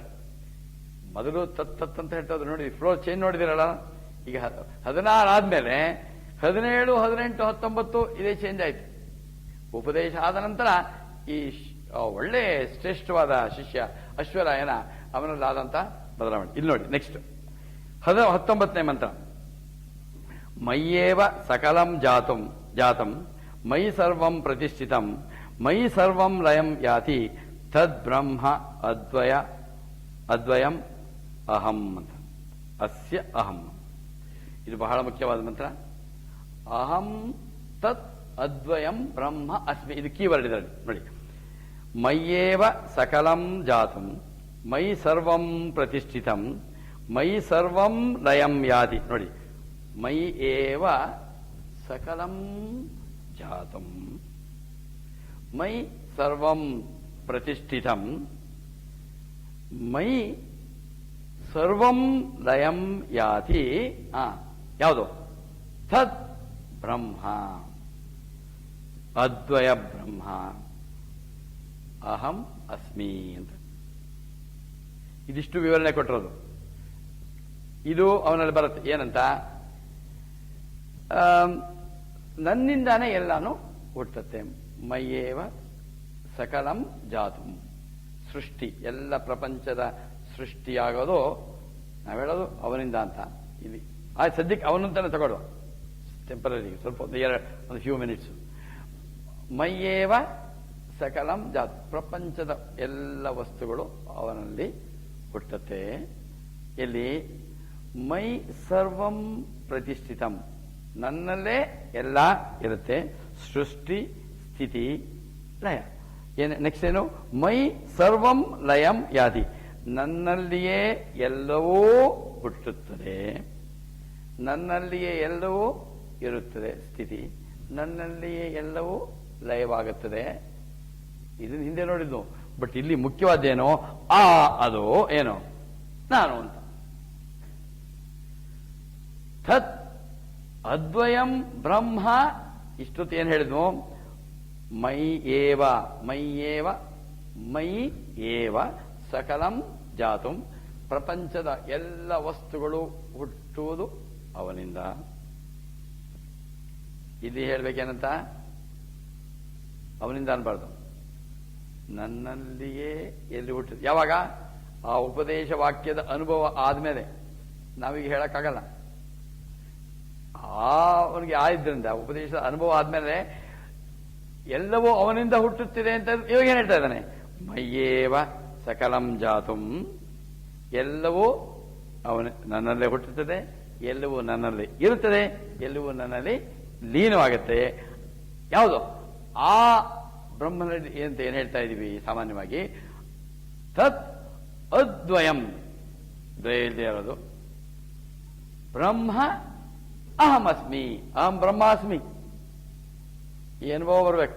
ಅಹಂ ಬ್ರಹ್ಮ, ನೋಡಿ, ತತ್ ಅದ್ವಯಂ ಬ್ರಹ್ಮ ಅಹಂ ಅಸ್ಮಿ, ಆ ಅದ್ವಿತೀಯನಾದ ಬ್ರಹ್ಮ ನಾನೇ.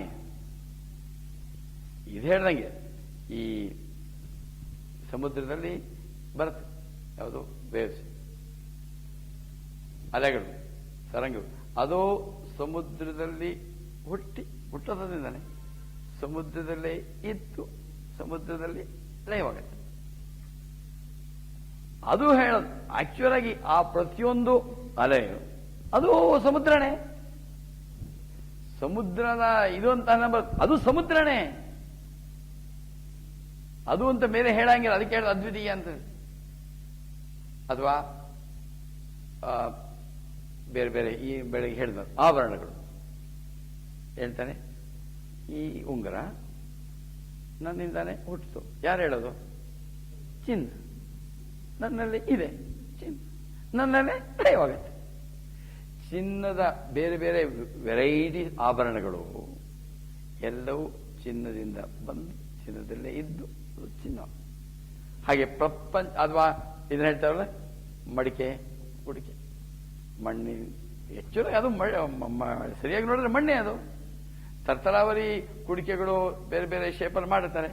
ಅವೆಲ್ಲ ಆ ಮಡಿಕೆ ಕುಡಿಕೆಗಳು ಏನ್ ಹೇಳ್ಬೇಕು? ನಾನು ಮಡಿಕೆ ಕುಡಿಕೆ ಅಂತ ಹೇಳಬಾರ್ದು. ಏನ್ ಹೇಳ್ಬೇಕು?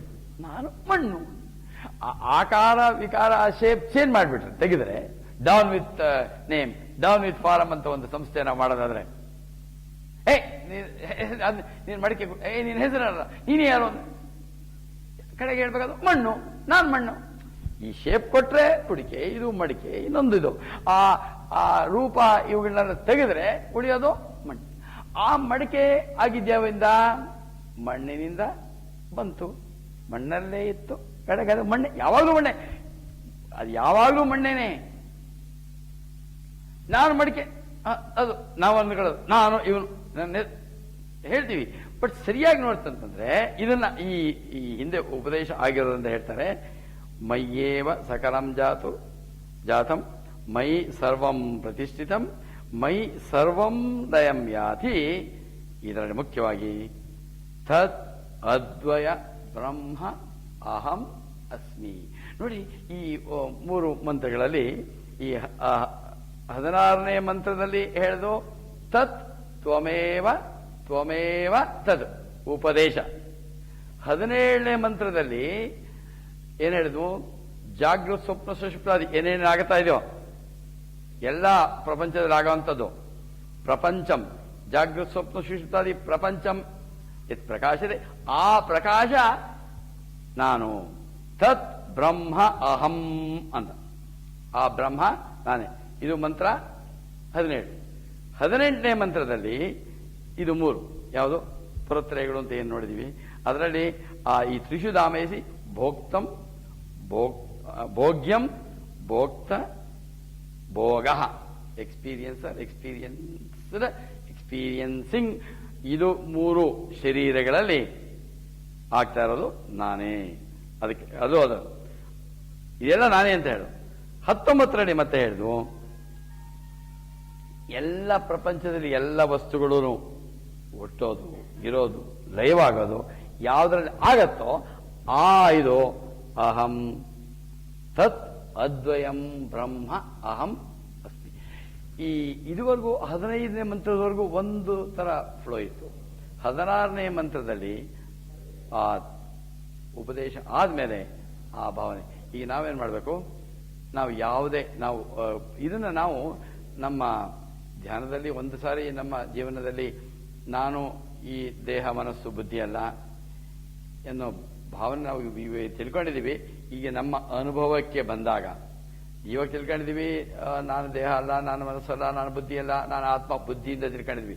ಈ ಬುದ್ಧಿಯಿಂದ ನಾವೇನು ತಿಳ್ಕೊಂಡಿದ್ದೀವಿ, ಅಥವಾ ಯಾವುದೇ ಒಂದು ಪುಸ್ತಕಗಳನ್ನು ಓದಿದ್ದೀವಿ, ಅಥವಾ ಯಾವುದೇ ಒಂದು ಪ್ರವಚನಗಳನ್ನು ಕೇಳ್ತೀವಿ, ಆ ಕೇಳಿದ್ದನ್ನ ಒಳಗಡೆಗೆ ನಮ್ಮ ಅನುಭವಕ್ಕೆ ತಂದುಕೊಂಡಾಗ ಆಗ ನನಗೆ ಅರ್ಥವಾಗತ್ತೆ, ನಾನು ಈ ದೇಹ ಮನಸ್ಸು ಬುದ್ಧಿ ಅಲ್ಲ, ನಾನು ಆತ್ಮ ಅಹಂ ಬ್ರಹ್ಮ.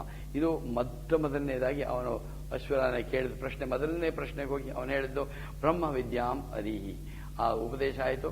ಕಡೆಗೆ ಆ ಶಿಷ್ಯ ನಮಗೂ ಇದನ್ನ ನೋಡ್ತಾ ನೋಡ್ತಾ ಈ ಅನುಭವಕ್ಕೆ ಬರಲಿ.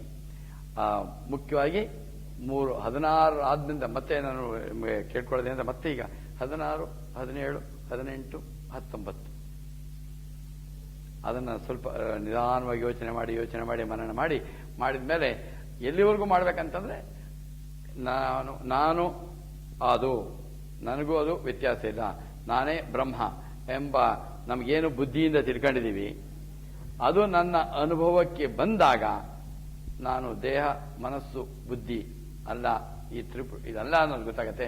ಅವಾಗ ಜೀವನದಲ್ಲೂ ತೊಂದರೆ ಇಲ್ಲ. ಇದು ಬರೀ ಆಧ್ಯಾತ್ಮ ಯಾವಾಗಲೂ ಆದ್ಮೇಲೆ ಏನಕ್ಕಲ್ಲ. ಈಗ ಪ್ರಪಂಚದಲ್ಲಿ ನಾನಾ ರೀತಿ ಗಲಾಟೆ ಆಗ್ತಾ ಇರೋದು ಯಾಕೆಂತಂದ್ರೆ ಈ ವಿದ್ಯೆ ಇಲ್ಲದೆ ಇರೋದ್ರಿಂದ. ಹಿಂದಿನ ಕಾಲದಲ್ಲಿ ಯಾವುದೇ ಒಂದು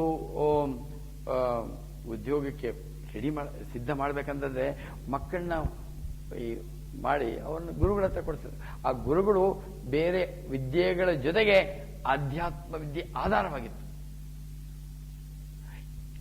ಈ ಆಧಾರ ಇದ್ರೆ ಈಗ ನೋಡಿ, ಮನೆಯಲ್ಲೂ ನಿಮ್ಮ ಕುಟುಂಬದಲ್ಲಿ ಯಾರ ಜೊತೆ ಗಲಾಟೆ ಇಲ್ಲ, ಹೆಂಡತಿ ಗಂಡ ಗಲಾಟೆ ಇಲ್ಲ, ಮಕ್ಕಳ ಜೊತೆ ಗಲಾಟೆ ಇಲ್ಲ, ನೆರವರ ಜೊತೆ ಗಲಾಟೆ ಇಲ್ಲ, ಅಥವಾ ಹೊರಗಡೆ ಸಮಾಜದಲ್ಲಿ ಗಲಾಟೆ ಇಲ್ಲ, ಎಲ್ಲೂ ಗಲಾಟೆ ಇಲ್ಲ. ಈಗ ನಮ್ಮ 100ಕ್ಕೆ 90 ಭಾಗ ಇವಾಗ ನಮ್ಮ ಇವತ್ತಿನ ಪ್ರಪಂಚದ ಗಲಾಟೆಗಳಿಗೆ. ಮತ್ತೆ ಈಗ ನಾವೇನ್ ನೋಡ್ತಾ ಇದೀವಿ ಪ್ರಪಂಚದಲ್ಲಿ ಎಷ್ಟು ಹೊಲಸಾಗಿದೆ. ಅದಕ್ಕೆ ಮುಖ್ಯವಾದ ಕಾರಣ, ನೀವು ಅವ್ರಿಗೆ ಏನೇನು ಹೇಳಿದ್ರು ಪರವಾಗಿಲ್ಲ, ಈ ಆಧ್ಯಾತ್ಮ ವಿದ್ಯೆ ಬಂದ್ರೆ ಇದು ಮನುಷ್ಯನಿಗೂ ನಮಗೂ ಹೇಳಿಕೆ. ನಾವು ಹುಟ್ಟಿರೋದೇ ಇದಕ್ಕೆ, ನಾವು ಹುಟ್ಟಿರೋದಕ್ಕೆ ಅದಕ್ಕೆ ಅಂತಾರೆ ಜೀವನದ ಗುರಿ, ಜೀವನದಲ್ಲಿನ ಗುರಿ ಅಂತ ಎರಡು ಬಹಳ ಮುಖ್ಯವಾದ ಅಂಶಗಳು. ಜೀವನದ ಗುರಿ, the goal of life, the goal in. ಪ್ರಪಂಚದಲ್ಲಿ ಎಲ್ಲೋ ಕೆಲವರಿಗೆ ಜೀವನದಲ್ಲಿನ ಗುರಿ ಗೊತ್ತಿರುತ್ತೆ. ಬಹಳ ಜನಕ್ಕೆ ಏನ್ ಜೀವನದ ಗುರಿ ಏನೋ ಅಂತ. ಎಲ್ಲೋ ಕೆಲವರಿಗೆ ಮಾತ್ರ ಜೀವನದಲ್ಲಿನ ಗುರಿ. ಜೀವನದ ಗುರಿ ನನ್ನ ಸ್ವರೂಪ ಏನು ಅನ್ನೋದು ನನ್ನ ಅನುಭವಕ್ಕೆ ಬರೋದು. ಆತ್ಮ ಸಾಕ್ಷಾತ್ಕಾರ, ಮುಕ್ತಿ ಜೀವನದ ಗುರಿ. ಜೀವನದ ಗುರಿ ಅದು ಹಾಗಿದ್ರೆ ಜೀವನದಲ್ಲಿನ ಗುರಿ ಹಾಕೊಳ್ಳೋದು ಬೇಡ ಅಂತಲ್ಲ, ಜೀವನದಲ್ಲಿ ಗುರಿ ಹಾಕೊಳ್ಳು. ಆದ್ರೆ ಜೀವನದಲ್ಲಿ ಹಾಕೊಳ್ಳೋಂಥ ಗುರಿ ಜೀವನದ ಗುರಿಗೆ ವ್ಯತಿರಿಕ್ತವಾಗಬಾರ್ದು.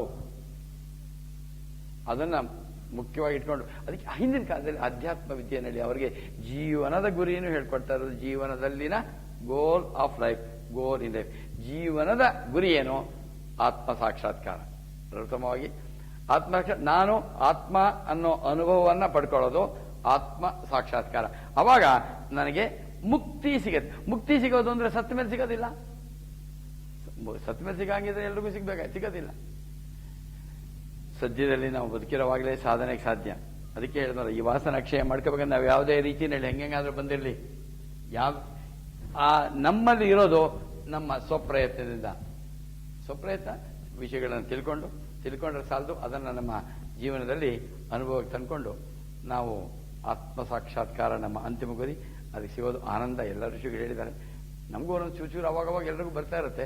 ಅದನ್ನ ಸ್ವಲ್ಪ ಹೇಗಿರ್ಬೇಕಂತಂದ್ರೆ ಅದಕ್ಕೆ ಗುರುದೇವ್ ಹೇಳ್ತಾ ಇದ್ರು, ಇದರೊಳ್ಳೆ ಫಿಟ್ಸ್ ತರ ಬರಬಾರ್ದು ಅಂತ. ತೆಗೆದಿಗೆ ಯಾವಾಗಲೂ ಆತ್ಮಜ್ಞಾನ ಯಾವಾಗಲೂ ಪ್ರಪಂಚದಲ್ಲಿ ವ್ಯವಹಾರ ಮಾಡ್ತಾ ಇರ್ಬೇಕಂತೆ. ಪ್ರಪಂಚದಲ್ಲಿ ವ್ಯವಹಾರ ಮಾಡ್ತಾ ಇದ್ರು ಕೂಡ ನನ್ನ ಆ ಅರಿವು, ನಾನು ಆತ್ಮ ನನ್ನ ಅರಿವು ಯಾವಾಗ್ಲೂ ಪ್ರಪಂಚದಲ್ಲಿ ವ್ಯವಹಾರ ಮಾಡೋದು ತಪ್ಪಲ್ಲ. ಇದು ಮಾಡಲೇಬೇಕು. ನಾನು ದೇಹ ಇರೋವರೆಗೂ ಪ್ರಪಂಚದಲ್ಲಿ ಮಾಡ್ತಾ ಇರ್ಬೇಕು. ಅದು ನೋಡೋದಕ್ಕೇನು ಏನೋ ಇದೇನು ಹಾಕ್ತಾರಲ್ಲ, ಇದು ಕೆಲವು ಫೋಟೋ ಹಾಕ್ಬಿಟ್ಟು ಹಿಂಗೆ ಅವರ ಆ ಥರ ಏನು ಇದು ಹಾಕಬೇಕಾಗಿ ನಮ್ಗೆ ಅನುಭವಕ್ಕೆ ಬರುತ್ತೆ. ವಿಶೇಷವಾದ ಅನುಭವ. ಆ ಅನುಭವನ ಮತ್ತೆ ಯಾರೋ ನಾವು ಇನ್ನೊಂದು ಜನ್ಮ ಎತ್ತೋದು ಬೇಡ. ಇಷ್ಟೊಂದು ಒಳ್ಳೆ ಸತ್ಸಂಗಕ್ಕೆ ಬಂದ್ರೆ ಮುಂದಿನ ಜನ್ಮ ನಮ್ಗೆ ಎಲ್ಲಿ ಸಿಗುತ್ತೋ ಏನೋ. ಸಾಧ್ಯವಾದಷ್ಟು ನಾವು ಇಲ್ಲಿ ಸರಿಯಾದ ರೀತಿ ನಮ್ಮ ಸಾಧನೆಗಳು ಮಾಡಿದ್ರೆ ಅದಕ್ಕೆ ಸರಿಯಾದಂತ ಸಿಗತ್ತೆ. ಅದಕ್ಕೋಸ್ಕರ ನಾವು ಈ ಬಂದಿರೋದು ಒಳ್ಳೆ ನಮ್ಮ ದೇಶದಲ್ಲಿ ಹುಟ್ಟಿದೀವಿ, ಒಳ್ಳೆ ಆಧ್ಯಾತ್ಮ ವಿದ್ಯೆ ಇದು ಓದಿದೀವಿ, ಕಲ್ತಿದ್ದೀವಿ, ಅನುಷ್ಠಾನ ಮಾಡಿದೀವಿ. ಇನ್ನು ಚೂರಿದೆ, ಅದನ್ನ ಈ ಇದರಲ್ಲೇ ಪಡ್ಕೊಂಡು ನಾವ್ಯಾರು ಮತ್ತೆ ಮತ್ತೆ ಹುಟ್ಟೋದು ಬೇಡ. ಎಲ್ರಿಗೂ ಈ ಜನ್ಮದಲ್ಲೇ ಆತ್ಮ ಸಾಕ್ಷಾತ್ಕಾರ ಆಗಲಿ. ನಾವು ನಮ್ಮ ನಾನು ದೇಹ ಮನಸ್ಸು ಬುದ್ಧಿ ಅನ್ನೋ ಬಂಧನ ಬಿಡುಗಡೆ ಆಗಲಿ. ಇನ್ನೊಂದು 6 ಶ್ಲೋಕ ಮುಂದೆ ನೋಡು. Hari Om. It will perceive the world of objects. ಅದೇ ಅದು ವಾಸನೆಗಳ ಪ್ರಭಾವದಿಂದ. ಈ ವಾಸನೆ ಇಲ್ಲದೆ ಹೋದ್ರೆ ಇದು ಅದು ಎಲ್ಲ ಒಂದೇ. ಇದೆರಡು ಇದೊಂದು ಬ್ಯಾರಿಯರ್. ಇದು ವಾಸನೆಗಳು ಹೋದ್ರೆ ಇದು ಇದು ಒಂದೇ ಅದ್ವಿತೀಯ. ಮೈಂಡ್ ಮನಸ್ಸು, ಇಂಟೆಲೆಕ್ಟ್ ಬುದ್ಧಿ, ಸ್ಥೂಲ ಸೂಕ್ಷ್ಮ, ಇದು ಕಾರಣ ಶರೀರ. ಇದರಿಂದಾನೇ ಎಲ್ಲದಕ್ಕೂ ಕಾರಣ. When that functions because of vasanas through the mind, I will be a feeler. I feel the world of emotions. When that supreme, through under the pressure of vasanas, functions through the intellect, I become the thinker and I will think about the thoughts, objects, emotions, thoughts. ಇವು ಪ್ರಪಂಚ. The world. World ಅನ್ನೋದು ಬರೀ objects ಮಾತ್ರ ಅಲ್ಲ. World of objects, world of emotions and world of thoughts. ಇದು ನಾನು ego ಅಂತೀವಿ. I am the perceiver, I am the feeler, I am the thinker. But really I am that. But because of vasanas, when I identify myself with my body, I become the perceiver and perceive the world of objects. Because of the vasanas, when I think that I am the mind, and I become the feeler and feel the world of emotions. When I, the Supreme, the Atman, because of vasanas, functions through my intellect, I become the thinker and experience the world of thoughts, world of objects, world of emotions, world of thoughts. This is my ego. I am the perceiver, feeler, thinker. This is my identification with Upadhi. I am the body, mind. But all ಆಗ್ತಾ ಇರೋದು because of this vasanas. Vasana exhaust ಆದರೆ this will merge and only one will remain. I am the body ಅನ್ಕೊಳ್ಳೋದು because of vasana only. I am this, actually this and this ಅಂತಾನೆ. ನನ್ನ ಪರಾ ಪ್ರಕೃತಿ ಅಪರ ಪ್ರಕೃತಿ ಅಂತ ಕೃಷ್ಣ ಭಗವದ್ಗೀತೆಯಲ್ಲಿ. ಎರಡೂ ಅದೇ, ಅವಂದೇ. ಇದು ಅದು ಎಲ್ಲ ಅವಂದೇ. ಈವನ್ ದಿಸ್ ಅಜ್ಞಾನ ಆಲ್ಸೋ ಈಸ್ ಹಿಸ್ ಮಹಾತ್ಮ ಒಂದೇ. ಸೂಕ್ಷ್ಮ ದೇಹ, ಕಾರಣ ದೇಹನ ಕೋಶಗಳಲ್ಲಿ ಹೇಳಿ. ಅನ್ನಮಯ ಕೋಶ, ಪ್ರಾಣಮಯ ಕೋಶ, ಮನೋಮಯ ಕೋಶ, ವಿಜ್ಞಾನಮಯ ಕೋಶ, ಆನಂದಮಯ ಕೋಶ. 5 ಕೋಶಗಳು, ಪಂಚಕೋಶಗಳು. ಅನ್ನಮಯ ಕೋಶ ಇದರಿಂದ ಹುಟ್ಟಿರೋದು. ಯಾವುದರಿಂದ? ಅನ್ನ ಅಂದ್ರೆ ಫುಡ್ ಇಂದ, ದಿ ಗ್ರಾಸೆಸ್ಟ್ ಅಂತ, ಔಟರ್ ಮೋಸ್ಟ್. ಪ್ರಾಣಮಯ, ಮನೋಮಯ. ಪ್ರಾಣಮಯ ದಿ ಪಂಚ ಪ್ರಾಣಗಳು. ಮನೋಮಯ ವಿಜ್ಞಾನಮಯ ಇದು ಬುದ್ಧಿ. ಆನಂದಮಯ ಅಜ್ಞಾನ. ಅದು ನಾನು ಅಹಂ ಪಂಚಕೋಶಾತೀತ ಅನ್ಬೇಕು. ಈ ಸೂಕ್ಷ್ಮ ಶರೀರ ಅಂದ್ರೆ ಅದರಲ್ಲಿ ಯಾವ ಕೋಶ ಇರುತ್ತೆ? ಸೂಕ್ಷ್ಮ ಶರೀರದಲ್ಲಿ ಮನೋಮಯ ಮತ್ತು ವಿಜ್ಞಾನಮಯ ಎರಡು ಬೇರೆ.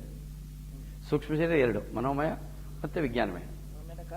ಕಾರಣ ಶರೀರ ಇಸ್ ದಿ ಕಾಸಲ್ ಬಾಡಿ ಅಂತಾರೆ. ಅದಕ್ಕೆ ವಾಸನೆಗಳು.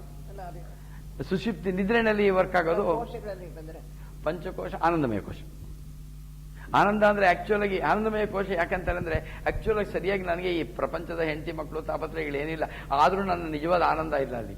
ಅಜ್ಞಾನ, ಜ್ಞಾನದ ಆನಂದ ಇಲ್ಲ. ಅದಕ್ಕೋಸ್ಕರ ಅದಕ್ಕೆ ಹೇಳ್ತಾರೆ ಅಜ್ಞಾನ ಅಂತ. ಕಾರಣ ಶರೀರ ಅಂದ್ರೆ ಆನಂದಮಯ ಕೋಶ. ಆನಂದಮಯ ಕೋಶ, ಆನಂದಮಯ ಕೋಶ. ಸ್ಥೂಲ ಸೂಕ್ಷ್ಮ ಕಾರಣ. ಬಟ್ ನಾನು ಸ್ಥೂಲ ಸೂಕ್ಷ್ಮ ಕಾರಣ ವ್ಯತಿರಿಕ್ತ ಅನ್ಕೋಬೇಕು. ಆನಂದ ಪಂಚಕೋಶ, ಅನ್ನಮಯ, ಪ್ರಾಣಮಯ, ಮನೋಮಯ, ವಿಜ್ಞಾನಮಯ, ಆನಂದಮಯ, ಪಂಚಕೋಶಗಳು. ಶೀಟ್ಸ್ ಅಂತಂದ್ರೆ ಒಂದಕ್ಕಿಂತ ಒಂದು ವ್ಯಾಪಕತ್ವ ಅಂತ.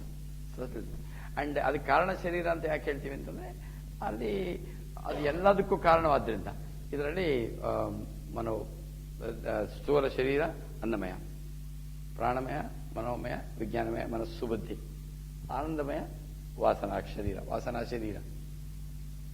ಎಚ್ಚರದಲ್ಲಿ ಸ್ಥೂಲ ದೇಹ ಜಾಸ್ತಿ ವರ್ಕ್ ಆಗುತ್ತೆ, ಕನಸಿನಲ್ಲಿ ಮನಸ್ಸು, ಬುದ್ಧಿ. ನಿದ್ದೆಯಲ್ಲಿ ಕಾರಣ ಶರೀರ. ಅಂದ್ರೆ ಅಲ್ಲಿ ಅಡಿಷನ್ ಡಿಲಿಷನ್ ಇಲ್ಲ. ಅಲ್ಲಿ ನಿದ್ದೆನೆ ಸಾಧನೆಗಳಿಲ್ಲ. ಸಾಧನೆ ಆಗ್ಬೇಕಂದ್ರೆ ಇಲ್ಲೇ ಎಚ್ಚರದಲ್ಲಿ. ಸ್ವಪ್ನದಲ್ಲೂ ಸಾಧನೆ ಮಾಡೋಕ್ಕಾಗಲ್ಲ.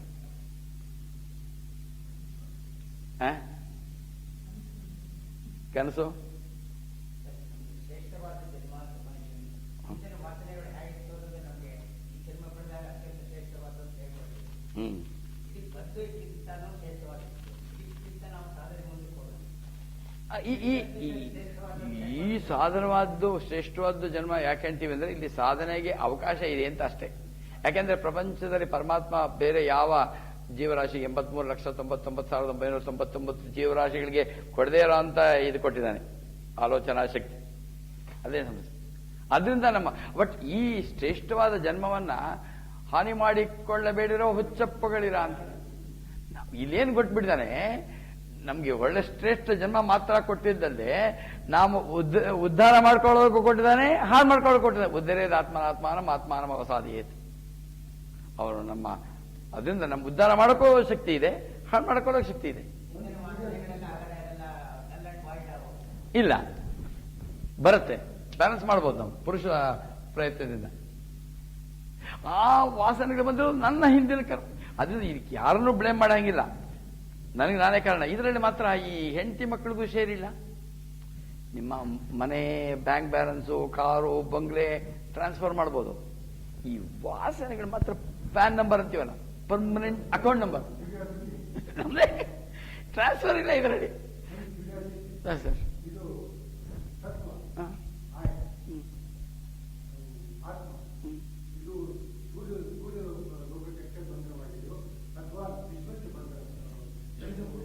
ಎಲ್ಲಾ ಲೋಕನೂ ಇರೋದು ಅದರೊಳಗೇನೆ.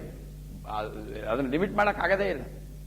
ಲಿಮಿಟ್ ಮಾಡೋದು ಯಾವುದೋ ಅದು ಲಿಮಿಟ್ ಆಗಿದೆ. ಈ ಲೋಕ ಆ ಲೋಕಕ್ಕೆ ಬಂದೇ ಅಲ್ಲ, ಆ ಲೋಕಗಳು ಹುಟ್ಟಿರೋದೇ ಅವನಿಂದ. ಅದನ್ನು ಲಿಮಿಟ್ ಮಾಡಕ್ಕಾಗಲ್ಲ.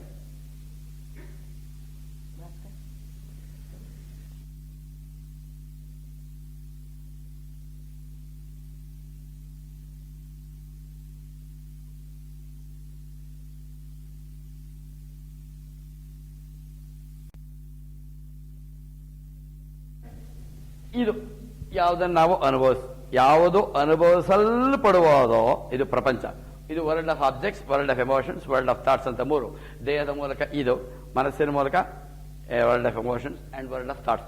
ಈ ಎಲ್ಲ ಮೂರೂ ಯಾವುದು ಅನುಭವಿಸೋದು, ಅನುಭವಿಸಲ್ಪಡುವ ವಸ್ತು. ಆಮೇಲೆ ಭೋಕ್ತ, ಒಂದು ವಸ್ತುವನ್ನು ಅನುಭವಿಸಬೇಕೆ ಭೋಕ್ತ.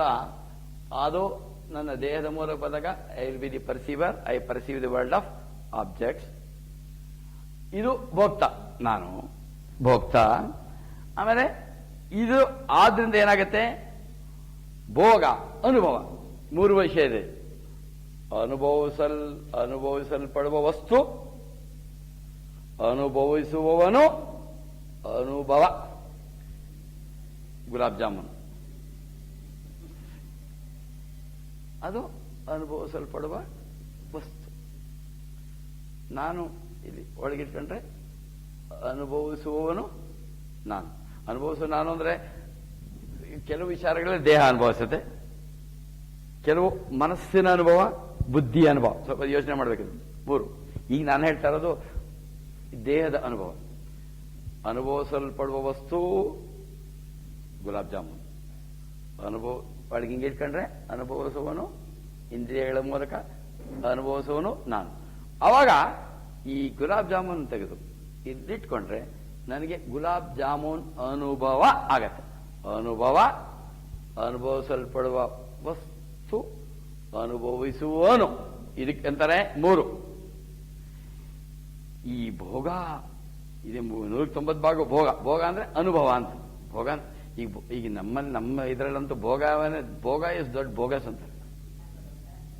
ಭೋಗ ಬೋಗಸ್ ಸರಿಯಾಗಿ ನೋಡಿ, ಬೋಗಸೇ ಸತ್ಯ ನೋಡಿ. ವಿಚಿತ್ರ ಇದು.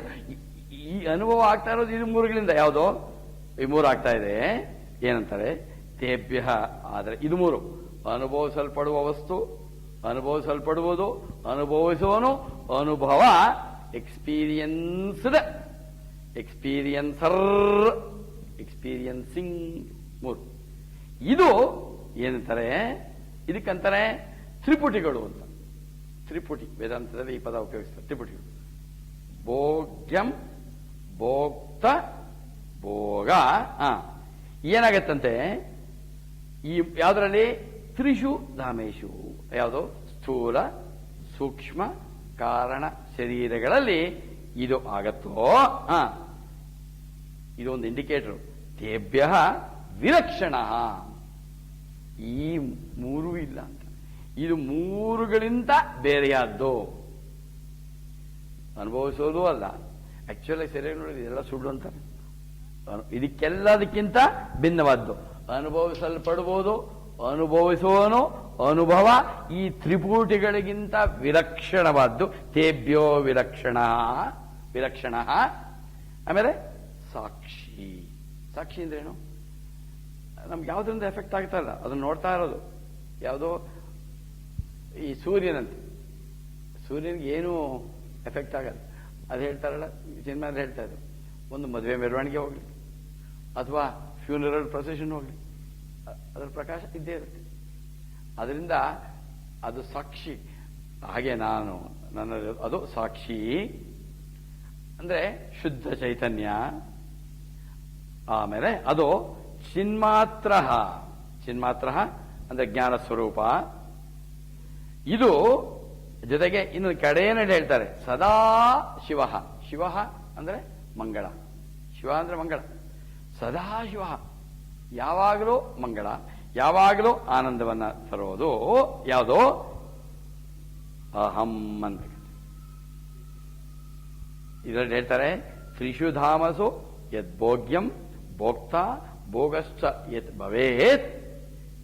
ಆ ಮೂರುಗಳಿಂದ ಯಾವುದೋ ಸ್ಥೂಲ ಸೂಕ್ಷ್ಮ ಕಾರಣ ಶರೀರಗಳಲ್ಲಿ ಯಾವುದು ಅನುಭವಿಸಲ್ಪಡುವುದೋ, ಯಾವುದು ಅನುಭವಿಸೋನೋ, ಯಾವುದು ಅನುಭವವೋ, ಇದು ಯಾವುದು ಅಲ್ಲದೆ ಅವುಗಳಿಗಿಂತ ಬೇರೆಯಾದ್ದು. ಜೊತೆಗೆ ಸಾಕ್ಷಿ ಚಿನ್ಮಾತ್ರ ಸದಾಶಿವ ಅಹಂ ಅಂತ ನೋಡಿ. ಇದು ಬಹಳ ಮುಖ್ಯ. ಇಲ್ಲಿ ತತ್ವಮಸಿ ಆಯಿತು. ಹಿಂದಿನ ಮಂತ್ರದಲ್ಲಿ ಇದರಲ್ಲಿ ಹೇಳಿದ್ವು ಜಾಗೃತ ಸ್ವಪ್ನ ಸುಷುಪ್ತಿ. ಅದರ ಅಹಂ ಅಂತ ಏನು, ತದ್ ಬ್ರಹ್ಮ ಅಹಂ ತತ್ ಹೇಳಿದ್ವು. ಯಾವುದರಲ್ಲಿ? ಮಂತ್ರ 17ರಲ್ಲಿ. ಈಗ ಇದರಲ್ಲಿ ಹೇಳ್ತಾರೆ ಏನು, ಅಹಂ ಅಹಂ ಅದೇ ನಾನು ಅಂತ. ಇದೆ ಉಪದೇಶ ಆಗಿದೆ. ಉಪದೇಶ ಆದ ತಕ್ಷಣ ಬರಲಿಲ್ಲ, ಅದರ ಮೂಲಕ ಸಾಧನೆ ಮಾಡ್ತಾ ಮಾಡ್ತಾ ಮಾಡ್ತಾ ಮಾಡ್ತಾ ಉಪದೇಶ ವಾಕ್ಯವನ್ನ ಗುರುಗಳಿಗೆ ಅಧಿಕಾರ ಇದೆ, ಅವರು ಉಪದೇಶ ಮಾಡಿದರು. ನಮಗೂ ಅದನ್ನು ಸ್ವೀಕಾರ ಮಾಡೋದಕ್ಕೆ ಅಧಿಕಾರ ಇರಬೇಕು. ಅಧಿಕಾರ ಸ್ವೀಕಾರ ಮಾಡಿದ್ರೆ ಸಾಲದು, ನಾವು ಅದನ್ನು ನಮ್ಮ ಅನುಭವಕ್ಕೆ ತರ್ಕೋಬೇಕು. ಬರೀ ಜ್ಞಾನ ಬಂದ್ರೆ ಸಾಲದು ಅಂತಾರೆ. ಜ್ಞಾನ ಬಂದ್ರೆ ಸಾಲಂಗಿದೆ. ನಮ್ಮ knowing is not doing, doing is doing ಅಂತ ನಮ್ಮ ಶಾಂಡಿಲ್ಯ ಇನ್ಸ್ಟಿಟ್ಯೂಟ್ ಮಹಾಮಂತ್ರ ತಿಳ್ಕೊಂಡ್ರೆ ಏನೂ ಆಗಲ್ಲ.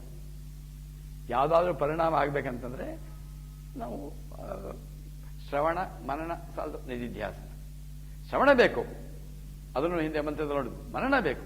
ಬಟ್ ಅವೆರಡು ನಾವು ಎಷ್ಟೇ ಪಂಡಿತರಾದರೂ ಸರಿ, ಏನೇ ತಿಳ್ಕೊಂಡ್ರು, ಏನೇ ಬಗ್ಗೆ ಉಪನ್ಯಾಸ ಮಾಡಿದ್ರು, ಉಪನ್ಯಾಸ ಕೇಳಿದ್ರು ಏನೂ ಆಗಲ್ಲ ಎಲ್ಲಿವರೆಗೂ ನಾವು ಅದನ್ನ ನಮ್ಮ ಅನುಭವಕ್ಕೆ ತಂದುಕೊಳ್ಳಲು. ಅದಕ್ಕೆ ಭಗವಾನ್ ರಮಣ ಮಹರ್ಷಿಗಳು ಏನು ಓದಿಲ್ವಲ್ಲ ಸಿಕ್ಕಾಪಟ್ಟೆ. ಅವ್ರ ಹತ್ರ ಏನು ಕಾವ್ಯಕಂಠ ಗಣಪತಿ ಮಹಾಮನಿಗಳು ಎಂಥ ಎಲ್ಲವರಿಗೂ ಜೋರಿತ್ತಂತ. ಅದಕ್ಕೆ ಅವರ ಹೆಸರೇ ಬಂದಿದ್ದು ಕಾವ್ಯಕಂಠ ಗಣಪತಿ ಮಹಾಮನಿ. ಅವರು ಪಾಪ ಕಾಲೇಜ್ ಡ್ರಾಪ್ ಔಟ್ ನಮ್ಮ ಭಗವಾನ್ ರಮಣ ಮಹರ್ಷಿಗಳು. ಅವರು ಸಂಸ್ಕಾರ ಬಂದಿದ್ದದು 16ನೇ ವರ್ಷದಲ್ಲಿ ಅವರಿಗೆ ಆತ್ಮಗೆ. ಅವ್ರು ಬಂದಾಗ ಕ್ವಶನ್ಸ್ ಕೇಳಿದಾಗ ಎಲ್ಲ ಪ್ರಶ್ನೆಗೆ ಪರಿಹಾರ ಸಿಗತ್ತೆ. ಅಷ್ಟೊಂದು ವೇದಗಳು ಓದಿನಿ, ಉಪನಿಷತ್ತು ಓದಿನಿ, ಎಲ್ಲ ಗ್ರಂಥಗಳು, ಆಧ್ಯಾತ್ಮ ಎಲ್ಲ ಓದಿದ್ದೀನಿ, ಆದರೂ ನಿಂಗೆ ಜೀವನ ಗೊಂದಲ. ಹೌದು, ಹೇಗೆ ಇಲ್ಲಿವರೆಗೂ ನಾವು ಅನುಭವಕ್ಕೆ ತರಲು. ಈ ರೀತಿ ನಾವು ಅನುಭವಕ್ಕೆ ತರಬೇಕು. ಯಾರು? ಅಹಂ ಏನೋ ಇದ್ರಲ್ಲಿ ನಾವು ಮಾಡ್ಬೇಕಾದ್ದೇನೋ ತ್ರಿಪುಟಿಗಳಿಂದ ವಿಲಕ್ಷಣ. ಅಹಂ ತ್ರಿಪುಟಿ ವಿಲಕ್ಷಣ, ಅಹಂ ಸಾಕ್ಷಿ, ಅಹಂ ಚಿನ್ಮಾತ್ರ, ಅಹಂ ಸದಾಶಿವ. ಈ ಭಾವನೆಯನ್ನು ನಾವು ಅರ್ಥ ಮಾಡ್ಕೊಂಡಿದ್ದೀವಿ. ನಾವು ಕೂತ್ಕೊಂಡು ಸ್ವಲ್ಪ ಹೊತ್ತು ಧ್ಯಾನ ಮಾಡ್ತಾ ಈ ಭಾವನೆ ಒಳಗಡೆ ಒಂದೊಂದು ನಮ್ಮ ಕಂಪ್ಲೀಟ್ ಸೆಲ್ ಅಲ್ಲಿ ಬಂದ್ರೆ ದೆನ್ ಈ ಉಪನಿಷತ್ತು ವರ್ಕ್ ಆಗುತ್ತೆ. ನೋಡಿ, ಈಗ ನೆಕ್ಸ್ಟ್ ಇದೇ ಫ್ಲೋನಲ್ಲಿ ಹೋಗ್ತಾರೆ.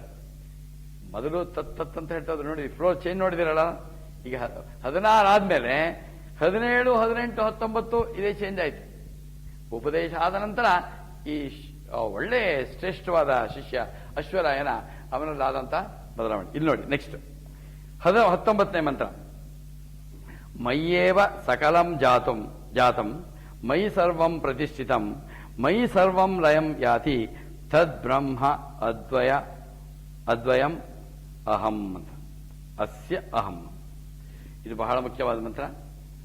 ಅಹಂ ತತ್ ಅದ್ವಯಂ ಬ್ರಹ್ಮ ಅಸ್ಮಿ, ಇದು ಕೀವರ್ಡ್ ಇದರಲ್ಲಿ ನೋಡಿ. ಮಯ್ಯೇವ ಸಕಲಂ ಜಾತಂ ಮಯಿ ಸರ್ವಂ ಪ್ರತಿಷ್ಠಿತಂ ಮಯಿ ಸರ್ವಂ ಲಯಂ ಯಾತಿ. ನೋಡಿ, ಮಯಿ ಏವ ಸಕಲಂ ಜಾತಂ ಮಯಿ ಸರ್ವಂ ಪ್ರತಿಷ್ಠಿತಂ ಮಯಿ ಸರ್ವಂ ಲಯಂ ಯಾತಿ. ಯಾವುದು? ತದ್ ಬ್ರಹ್ಮ, ಅದ್ವಯ ಬ್ರಹ್ಮ, ಅಹಂ ಅಸ್ಮಿ ಅಂತ. ಇದಿಷ್ಟು ವಿವರಣೆ ಕೊಟ್ಟಿರೋದು. ಇದು ಅವನಲ್ಲಿ ಬರುತ್ತೆ ಏನಂತ, ನನ್ನಿಂದಾನೇ ಎಲ್ಲಾನು ಹುಟ್ಟುತ್ತೆ. ಮಯ್ಯೇವ ಸಕಲಂ ಜಾತಂ, ಸೃಷ್ಟಿ, ಎಲ್ಲ ಪ್ರಪಂಚದ ಸೃಷ್ಟಿಯಾಗೋದು ನಾವು ಹೇಳೋದು ಅವನಿಂದ ಅಂತ. ಇಲ್ಲಿ ಸದ್ಯಕ್ಕೆ ಅವನಂತಾನೆ ತಗೊಳ್ಳುವ, ಟೆಂಪರರಿ, ಸ್ವಲ್ಪ ಒಂದು ಫ್ಯೂ ಮಿನಿಟ್ಸ್. ಮಯ್ಯೇವ ಸಕಲಂ ಜಾತ, ಪ್ರಪಂಚದ ಎಲ್ಲ ವಸ್ತುಗಳು ಅವನಲ್ಲಿ ಹುಟ್ಟುತ್ತೆ. ಎಲ್ಲಿ? ಮೈ ಸರ್ವಂ ಪ್ರತಿಷ್ಠಿತಂ, ನನ್ನಲ್ಲೇ ಎಲ್ಲ ಇರುತ್ತೆ. ಸೃಷ್ಟಿ ಸ್ಥಿತಿ ಲಯ. ನೆಕ್ಸ್ಟ್ ಏನು? ಮೈ ಸರ್ವಂ ಲಯಂ ಯಾತಿ, ನನ್ನಲ್ಲಿಯೇ ಎಲ್ಲವೂ ಹುಟ್ಟುತ್ತದೆ, ನನ್ನಲ್ಲಿಯೇ ಎಲ್ಲವೂ ಇರುತ್ತದೆ ಸ್ಥಿತಿ, ನನ್ನಲ್ಲಿಯೇ ಎಲ್ಲವೂ ಲಯವಾಗುತ್ತದೆ. ಇದನ್ನ ಹಿಂದೆ ನೋಡಿದ್ದು. ಬಟ್ ಇಲ್ಲಿ ಮುಖ್ಯವಾದ್ದೇನೋ ಅದು ಏನೋ ನಾನು ಅಂತ. ತತ್ ಅದ್ವಯಂ ಬ್ರಹ್ಮ. ಇಷ್ಟೊತ್ತು ಏನ್ ಹೇಳಿದ್ನು? ಮೈ ಏವ ಮೈ ಏವ ಸಕಲಂ ಜಾತುಂ, ಪ್ರಪಂಚದ ಎಲ್ಲ ವಸ್ತುಗಳು ಹುಟ್ಟುವುದು ಅವನಿಂದ. ಇಲ್ಲಿ ಹೇಳ್ಬೇಕೇನಂತ? ಅವನಿಂದ ಅನ್ಬಾರ್ದು, ನನ್ನಲ್ಲಿಯೇ ಎಲ್ಲಿ ಹುಟ್ಟಿದೆ. ಯಾವಾಗ? ಆ ಉಪದೇಶ ವಾಕ್ಯದ ಅನುಭವ ಆದ್ಮೇಲೆ. ನಾವೀಗ ಹೇಳಕ್ಕಾಗಲ್ಲ.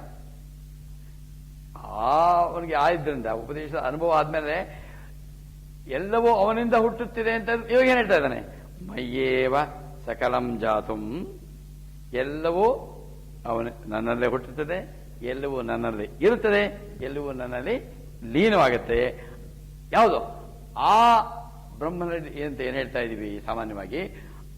ತತ್ ಅದ್ವಯಂ, ದ್ವಯ ಇಲ್ಲದೆ ಇರೋದು. ಬ್ರಹ್ಮ ಅಹಮಸ್ಮಿ, ಅಹಂ ಬ್ರಹ್ಮಾಸ್ಮಿ. ಈ ಅನುಭವ ಬರ್ಬೇಕು. ಅಹಂ ಬ್ರಹ್ಮ. ನೋಡಿ, ತತ್ ಅದ್ವಯಂ ಬ್ರಹ್ಮ ಅಹಂ ಅಸ್ಮಿ, ಆ ಅದ್ವಿತೀಯನಾದ ಬ್ರಹ್ಮ ನಾನೇ. ಇದು ಹೇಳ್ದಂಗೆ ಈ ಸಮುದ್ರದಲ್ಲಿ ಬರುತ್ತೆ ಯಾವುದು? ವೇವ್ಸ್, ಅಲೆಗಳು, ತರಂಗಗಳು. ಅದು ಸಮುದ್ರದಲ್ಲಿ ಹುಟ್ಟೋದ್ರಿಂದಾನೆ ಸಮುದ್ರದಲ್ಲೇ ಇದ್ದು ಸಮುದ್ರದಲ್ಲಿ ಲಯವಾಗತ್ತೆ. ಅದು ಹೇಳೋದು ಆಕ್ಚುಯಲ್ ಆಗಿ ಆ ಪ್ರತಿಯೊಂದು ಅಲೆಯು ಅದು ಸಮುದ್ರನೇ. ಸಮುದ್ರದ ಇದು ಅಂತ ಅದು ಸಮುದ್ರನೇ. ಅದು ಅಂತ ಬೇರೆ ಹೇಳಂಗಿಲ್ಲ, ಅದಕ್ಕೆ ಹೇಳೋದು ಅದ್ವಿತೀಯ ಅಂತ. ಅಥವಾ ಬೇರೆ ಬೇರೆ ಈ ಬೆಳಗ್ಗೆ ಹೇಳಿದ ಆಭರಣಗಳು ಹೇಳ್ತಾನೆ, ಈ ಉಂಗುರ ನನ್ನಿಂದಾನೆ ಹುಟ್ಟಿತು. ಯಾರು ಹೇಳೋದು?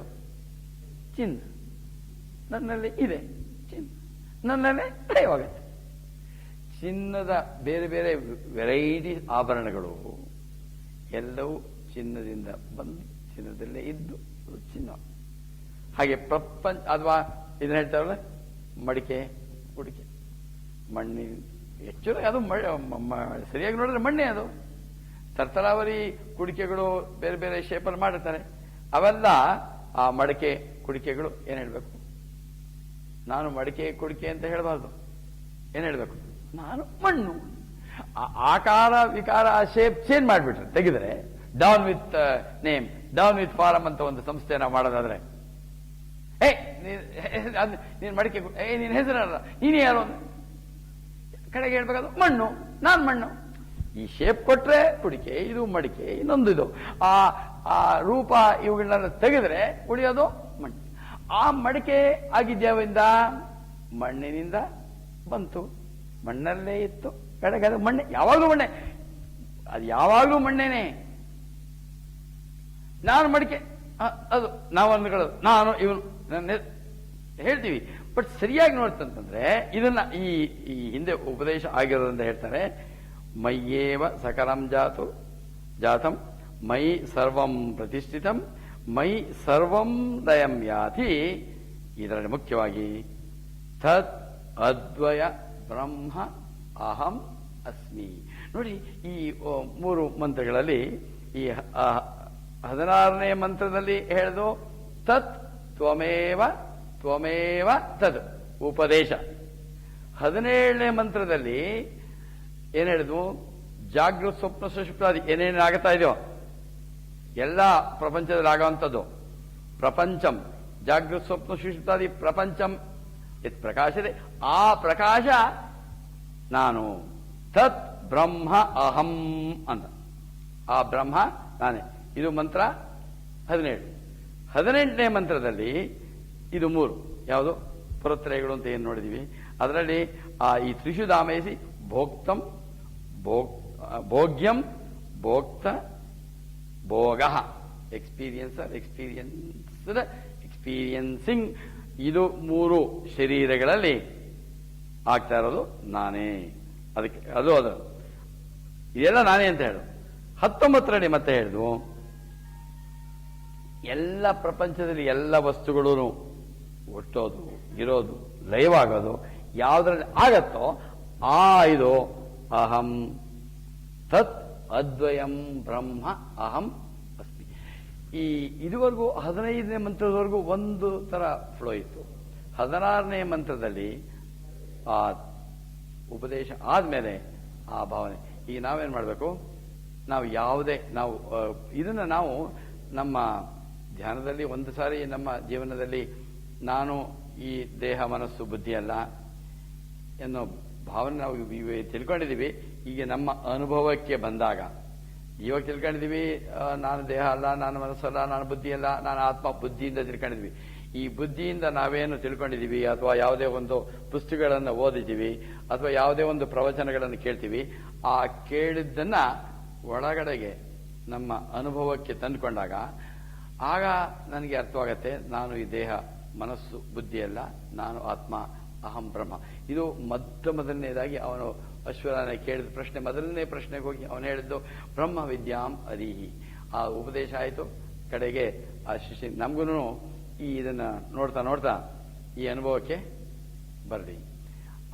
ಮುಖ್ಯವಾಗಿ 16 ಆದ್ರಿಂದ ಮತ್ತೆ ನಾನು ಕೇಳ್ಕೊಳ್ಳೋದೆ ಅಂದ್ರೆ ಮತ್ತೆ ಈಗ 16, 17, 18, 19 ಅದನ್ನ ಸ್ವಲ್ಪ ನಿಧಾನವಾಗಿ ಯೋಚನೆ ಮಾಡಿ ಮನನ ಮಾಡಿದ ಮೇಲೆ ಎಲ್ಲಿವರೆಗೂ ಮಾಡ್ಬೇಕಂತಂದ್ರೆ ನಾನು ಅದು, ನನಗೂ ಅದು ವ್ಯತ್ಯಾಸ ಇಲ್ಲ, ನಾನೇ ಬ್ರಹ್ಮ ಎಂಬ ನಮಗೇನು ಬುದ್ಧಿಯಿಂದ ತಿಳ್ಕೊಂಡಿದ್ದೀವಿ, ಅದು ನನ್ನ ಅನುಭವಕ್ಕೆ ಬಂದಾಗ ನಾನು ದೇಹ ಮನಸ್ಸು ಬುದ್ಧಿ ಅಲ್ಲ, ಈ ಇದಲ್ಲ ಅನ್ನೋದು ಗೊತ್ತಾಗತ್ತೆ.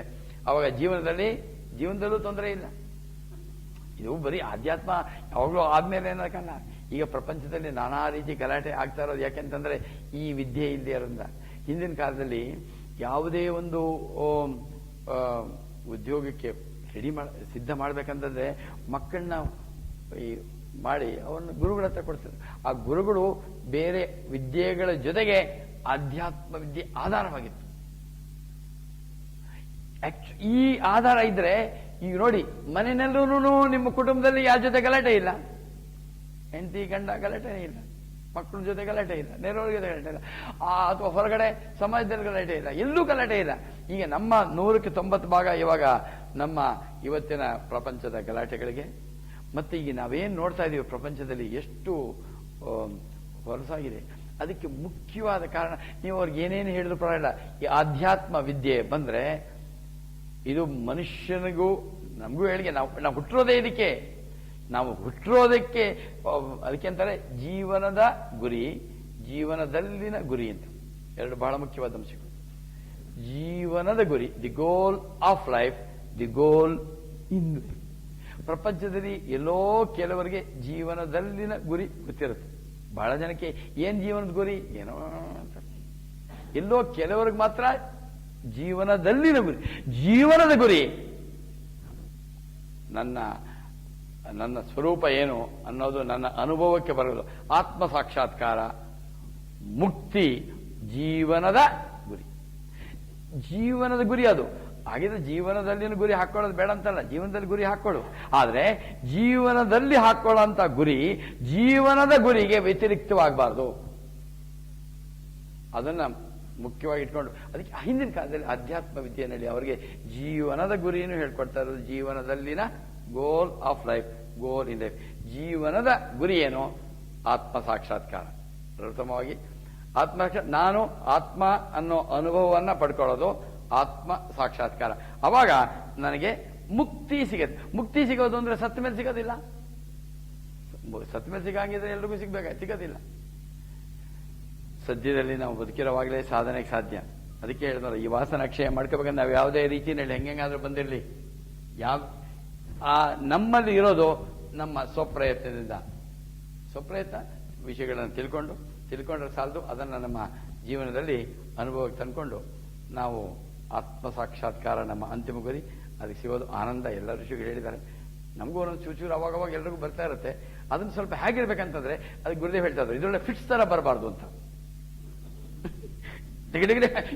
ಆತ್ಮಜ್ಞಾನ ಯಾವಾಗಲೂ ಪ್ರಪಂಚದಲ್ಲಿ ವ್ಯವಹಾರ ಮಾಡ್ತಾ ಇರ್ಬೇಕಂತೆ. ಪ್ರಪಂಚದಲ್ಲಿ ವ್ಯವಹಾರ ಮಾಡ್ತಾ ಇದ್ರೂ ಕೂಡ ನನ್ನ ಆ ಅರಿವು, ನಾನು ಆತ್ಮ ಅನ್ನ ಅರಿವು ಯಾವಾಗ್ಲೂ ಪ್ರಪಂಚದಲ್ಲಿ ವ್ಯವಹಾರ ಮಾಡೋದು ತಪ್ಪಲ್ಲ. ಇದು ಮಾಡಲೇಬೇಕು. ನಾನು ದೇಹ ಇರೋವರೆಗೂ ಪ್ರಪಂಚದಲ್ಲಿ ಮಾಡ್ತಾ ಇರ್ಬೇಕು. ಅದು ನೋಡೋದಕ್ಕೇನು ಏನೋ ಇದೇನು ಹಾಕ್ತಾರಲ್ಲ, ಇದು ಕೆಲವು ಫೋಟೋ ಹಾಕ್ಬಿಟ್ಟು ಹಿಂಗೆ ಅವರ ಆ ಥರ ಏನು ಇದು ಹಾಕಬೇಕಾಗಿತ್ತು. ನಮ್ಗೆ ಅನುಭವಕ್ಕೆ ಬರುತ್ತೆ, ವಿಶೇಷವಾದ ಅನುಭವ. ಆ ಅನುಭವನ ಮತ್ತೆ ಯಾರೋ ನಾವು ಇನ್ನೊಂದು ಜನ್ಮ ಎತ್ತೋದು ಬೇಡ. ಇಷ್ಟೊಂದು ಒಳ್ಳೆ ಸತ್ಸಂಗಕ್ಕೆ ಬಂದ್ರೆ ಮುಂದಿನ ಜನ್ಮ ನಮ್ಗೆ ಎಲ್ಲಿ ಸಿಗುತ್ತೋ ಏನೋ. ಸಾಧ್ಯವಾದಷ್ಟು ನಾವು ಇಲ್ಲಿ ಸರಿಯಾದ ರೀತಿ ನಮ್ಮ ಸಾಧನೆಗಳು ಮಾಡಿದ್ರೆ ಅದಕ್ಕೆ ಸರಿಯಾದಂತ ಸಿಗತ್ತೆ. ಅದಕ್ಕೋಸ್ಕರ ನಾವು ಈ ಬಂದಿರೋದು ಒಳ್ಳೆ ನಮ್ಮ ದೇಶದಲ್ಲಿ ಹುಟ್ಟಿದೀವಿ, ಒಳ್ಳೆ ಆಧ್ಯಾತ್ಮ ವಿದ್ಯೆ ಇದು ಓದಿದ್ದೀವಿ, ಕಲ್ತಿದ್ದೀವಿ, ಅನುಷ್ಠಾನ ಮಾಡಿದ್ದೀವಿ. ಇನ್ನು ಚೂರಿದೆ, ಅದನ್ನ ಈ ಇದರಲ್ಲೇ ಪಡ್ಕೊಂಡು ನಾವ್ಯಾರು ಮತ್ತೆ ಮತ್ತೆ ಹುಟ್ಟೋದು ಬೇಡ. ಎಲ್ರಿಗೂ ಈ ಜನ್ಮದಲ್ಲೇ ಆತ್ಮ ಸಾಕ್ಷಾತ್ಕಾರ ಆಗಲಿ. ನಾವು ನಮ್ಮ ನಾನು ದೇಹ ಮನಸ್ಸು ಬುದ್ಧಿ ಅನ್ನೋ ಬಂಧನ ಬಿಡುಗಡೆ ಆಗಲಿ. ಇನ್ನೊಂದು 6 ಶ್ಲೋಕ ಮುಂದೆ ನೋಡು. ಹರಿ ಓಂ. ನಮಸ್ಕಾರ. It will perceive the world of objects. ಅದೇ ಅದು ವಾಸನೆಗಳ ಪ್ರಭಾವದಿಂದ. ಈ ವಾಸನೆ ಇಲ್ಲದೆ ಹೋದ್ರೆ ಇದು ಅದು ಎಲ್ಲ ಒಂದೇ. ಇದೆರಡು ಇದೊಂದು ಬ್ಯಾರಿಯರ್. ಇದು ವಾಸನೆಗಳು ಹೋದ್ರೆ ಇದು ಒಂದೇ, ಅದ್ವಿತೀಯ. ಮೈಂಡ್ ಮನಸ್ಸು, ಇಂಟೆಲೆಕ್ಟ್ ಬುದ್ಧಿ, ಸ್ಥೂಲ ಸೂಕ್ಷ್ಮ, ಇದು ಕಾರಣ ಶರೀರ. ಇದರಿಂದಾನೇ ಎಲ್ಲದಕ್ಕೂ ಕಾರಣ. When that functions because of vasanas through the mind, I will be a feeler. I feel the world of emotions. When that supreme, through under the pressure of vasanas, functions through the intellect, I become the thinker and I will think about the thoughts. Objects, emotions, thoughts. Ivu prapancha. The world ಅನ್ನೋದು ಬರೀ objects ಮಾತ್ರ ಅಲ್ಲ. World of objects, world of emotions and world of thoughts.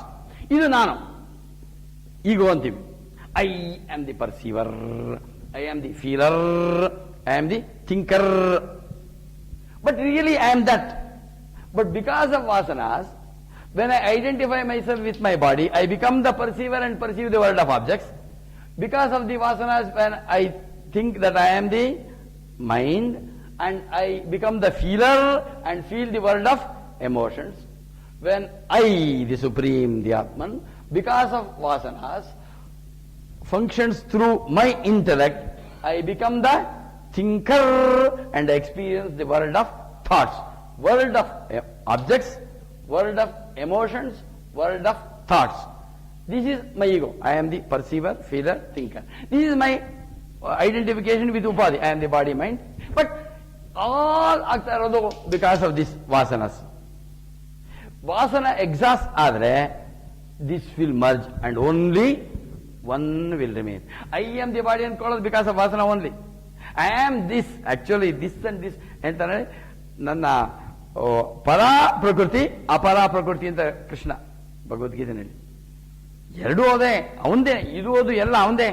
Even this ಅಜ್ಞಾನ also is is Mahatma only. ಸೂಕ್ಷ್ಮ ದೇಹ ಕಾರಣ ದೇಹನ ಕೋಶಗಳಲ್ಲಿ ಹೇಳಿ. ಅನ್ನಮಯ ಕೋಶ, ಪ್ರಾಣಮಯ ಕೋಶ, ಮನೋಮಯ ಕೋಶ, ವಿಜ್ಞಾನಮಯ ಕೋಶ, ಆನಂದಮಯ ಕೋಶ. 5 ಕೋಶಗಳು, ಪಂಚಕೋಶಗಳು. ಅನ್ನಮಯ ಕೋಶ ಇದರಿಂದ ಹುಟ್ಟಿರೋದು. ಯಾವುದರಿಂದ? ಅನ್ನ ಅಂದ್ರೆ ಫುಡ್ ಇಂದ, ದಿ ಗ್ರಾಸೆಸ್ಟ್ ಅಂತ, ಔಟರ್ ಮೋಸ್ಟ್. ಪ್ರಾಣಮಯ, ಮನೋಮಯ, ಪ್ರಾಣಮಯ ದಿ ಪಂಚ ಪ್ರಾಣಗಳು, ಮನೋಮಯ ವಿಜ್ಞಾನಮಯ ಇದು ಬುದ್ಧಿ, ಆನಂದಮಯ ಅಜ್ಞಾನ. ಅದು ನಾನು ಅಹಂ ಪಂಚಕೋಶಾತೀತ ಅನ್ಬೇಕು. ಈ ಸೂಕ್ಷ್ಮ ಶರೀರ ಅಂದ್ರೆ ಅದರಲ್ಲಿ ಯಾವ ಕೋಶ ಇರುತ್ತೆ? ಸೂಕ್ಷ್ಮ ಶರೀರದಲ್ಲಿ ಮನೋಮಯ ಮತ್ತು ವಿಜ್ಞಾನಮಯ ಎರಡು ಬೇರೆ. ಸೂಕ್ಷ್ಮ ಶರೀರ 2, ಮನೋಮಯ ಮತ್ತು ವಿಜ್ಞಾನಮಯ. ಕಾರಣ ಶರೀರ ಇಸ್ ದಿ ಕಾಸಲ್ ಬಾಡಿ ಅಂತಾರೆ, ಅದಕ್ಕೆ ವಾಸನೆಗಳು. ಸುಷುಪ್ತಿ ನಿದ್ರೆನಲ್ಲಿ ವರ್ಕ್ ಆಗೋದು ಪಂಚಕೋಶ, ಆನಂದಮಯ ಕೋಶ. ಆನಂದ ಅಂದ್ರೆ ಆಕ್ಚುಲ್ ಆಗಿ ಆನಂದಮಯ ಕೋಶ ಯಾಕಂತಾರೆ ಅಂದ್ರೆ ಆಕ್ಚುಲ್ ಆಗಿ ಸರಿಯಾಗಿ ನನಗೆ ಈ ಪ್ರಪಂಚದ ಹೆಂಡತಿ ಮಕ್ಕಳು ತಾಪತ್ರಯಗಳು ಏನಿಲ್ಲ, ಆದ್ರೂ ನನ್ನ ನಿಜವಾದ ಆನಂದ ಇಲ್ಲ ಅಲ್ಲಿ. ಅಜ್ಞಾನ, ಜ್ಞಾನದ ಆನಂದ ಇಲ್ಲ. ಅದಕ್ಕೋಸ್ಕರ ಅದಕ್ಕೆ ಹೇಳ್ತಾರೆ ಅಜ್ಞಾನ ಅಂತ. ಕಾರಣ ಶರೀರ ಅಂದ್ರೆ ಆನಂದಮಯ ಕೋಶ. ಆನಂದಮಯ ಕೋಶ, ಆನಂದಮಯ ಕೋಶ. ಸ್ಥೂಲ ಸೂಕ್ಷ್ಮ ಕಾರಣ. ಬಟ್ ನಾನು ಸ್ಥೂಲ ಸೂಕ್ಷ್ಮ ಕಾರಣ ವ್ಯತಿರಿಕ್ತ ಅನ್ಕೋಬೇಕು. ಆನಂದ ಪಂಚಕೋಶ, ಅನ್ನಮಯ, ಪ್ರಾಣಮಯ, ಮನೋಮಯ, ವಿಜ್ಞಾನಮಯ, ಆನಂದಮಯ, ಪಂಚಕೋಶಗಳು. ಶೀಟ್ಸ್ ಅಂತಂದ್ರೆ ಒಂದಕ್ಕಿಂತ ಒಂದು ವ್ಯಾಪಕತ್ವ ಅಂತ. ಅಂಡ್ ಅದಕ್ಕೆ ಕಾರಣ ಶರೀರ ಅಂತ ಯಾಕೆ ಹೇಳ್ತೀವಿ ಅಂತಂದ್ರೆ ಅಲ್ಲಿ ಅದು ಎಲ್ಲದಕ್ಕೂ ಕಾರಣವಾದ್ರಿಂದ. ಇದರಲ್ಲಿ ಸ್ಥೂಲ ಶರೀರ ಅನ್ನಮಯ, ಪ್ರಾಣಮಯ, ಮನೋಮಯ, ವಿಜ್ಞಾನಮಯ ಮನಸ್ಸು ಬುದ್ಧಿ, ಆನಂದಮಯ ವಾಸನಾ ಶರೀರ, ವಾಸನಾ ಶರೀರ. ಎಚ್ಚರದಲ್ಲಿ ಸ್ಥೂಲ ದೇಹ ಜಾಸ್ತಿ ವರ್ಕ್ ಆಗುತ್ತೆ, ಕನಸಿನಲ್ಲಿ ಮನಸ್ಸು ಬುದ್ಧಿ, ನಿದ್ದೆಯಲ್ಲಿ ಕಾರಣ ಶರೀರ. ಅಂದ್ರೆ ಅಲ್ಲಿ ಅಡಿಷನ್ ಡಿಲಿಷನ್ ಇಲ್ಲ, ಅಲ್ಲಿ ನಿದ್ದೆನಲ್ಲಿ ಸಾಧನೆಗಳಿಲ್ಲ. ಸಾಧನೆ ಆಗ್ಬೇಕಂದ್ರೆ ಇಲ್ಲ ಎಚ್ಚರದಲ್ಲಿ. ಸ್ವಪ್ನದಲ್ಲೂ ಸಾಧನೆ ಮಾಡೋಕ್ಕಾಗಲ್ಲ.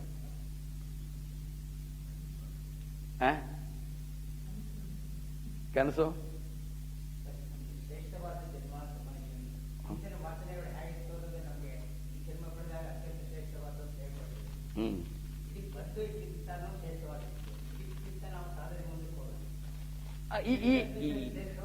ಈ ಸಾಧನವಾದ್ದು ಶ್ರೇಷ್ಠವಾದ್ದು ಜನ್ಮ ಯಾಕೆ ಅಂತೀವಿ ಅಂದ್ರೆ ಇಲ್ಲಿ ಸಾಧನೆಗೆ ಅವಕಾಶ ಇದೆ ಅಂತ ಅಷ್ಟೇ. ಯಾಕೆಂದ್ರೆ ಪ್ರಪಂಚದಲ್ಲಿ ಪರಮಾತ್ಮ ಬೇರೆ ಯಾವ ಜೀವರಾಶಿಗೆ 83,99,999 ಜೀವರಾಶಿಗಳಿಗೆ ಕೊಡದೇ ಇರೋ ಅಂತ ಇದು ಕೊಟ್ಟಿದ್ದಾನೆ, ಆಲೋಚನಾ ಶಕ್ತಿ. ಅದೇ ಸಮಸ್ಯೆ. ಅದರಿಂದ ಬಟ್ ಈ ಶ್ರೇಷ್ಠವಾದ ಜನ್ಮವನ್ನ ಹಾನಿ ಮಾಡಿಕೊಳ್ಳಬೇಡಿರೋ ಹುಚ್ಚಪ್ಪಗಳಿರ ಅಂತ ಇಲ್ಲೇನು ಕೊಟ್ಬಿಟ್ಟಿದ್ದಾನೆ. ನಮ್ಗೆ ಒಳ್ಳೆ ಶ್ರೇಷ್ಠ ಜನ್ಮ ಮಾತ್ರ ಕೊಟ್ಟಿದ್ದಲ್ಲದೆ ನಾವು ಉದ್ಧಾರ ಮಾಡ್ಕೊಳ್ಳೋದಕ್ಕೂ ಕೊಟ್ಟಿದ್ದಾನೆ, ಹಾಳು ಮಾಡ್ಕೊಳ್ಳೋಕೆ ಕೊಟ್ಟಿದ್ದಾನೆ. ಉದ್ಧರೇದ ಆತ್ಮನಾತ್ಮಾನಂ ಆತ್ಮಾನಂ ಅವಸಾದಿಯೇತಿ.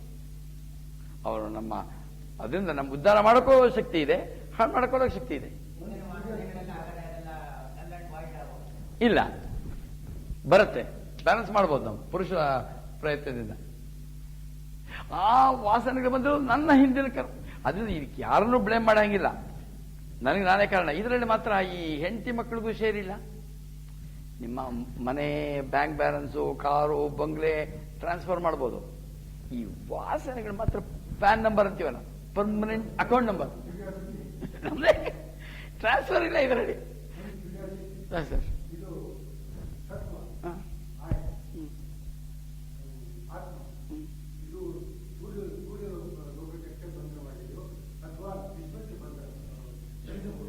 ಎಲ್ಲಾ ಲೋಕನೂ ಇರೋದು ಅದರೊಳಗೇನೆ. ಅದನ್ನು ಲಿಮಿಟ್ ಮಾಡಕ್ ಆಗದೇ ಇಲ್ಲ. ಲಿಮಿಟ್ ಮಾಡೋದು ಯಾವುದು, ಅದು ಲಿಮಿಟ್ ಆಗಿದೆ. ಈ ಲೋಕ ಆ ಲೋಕಕ್ಕೆ ಬಂದೇ ಅಲ್ಲ, ಆ ಲೋಕಗಳು ಹುಟ್ಟಿರೋದೇ ಅವನಿಂದ. ಅದನ್ನು ಲಿಮಿಟ್ ಮಾಡಕ್ಕಾಗಲ್ಲ.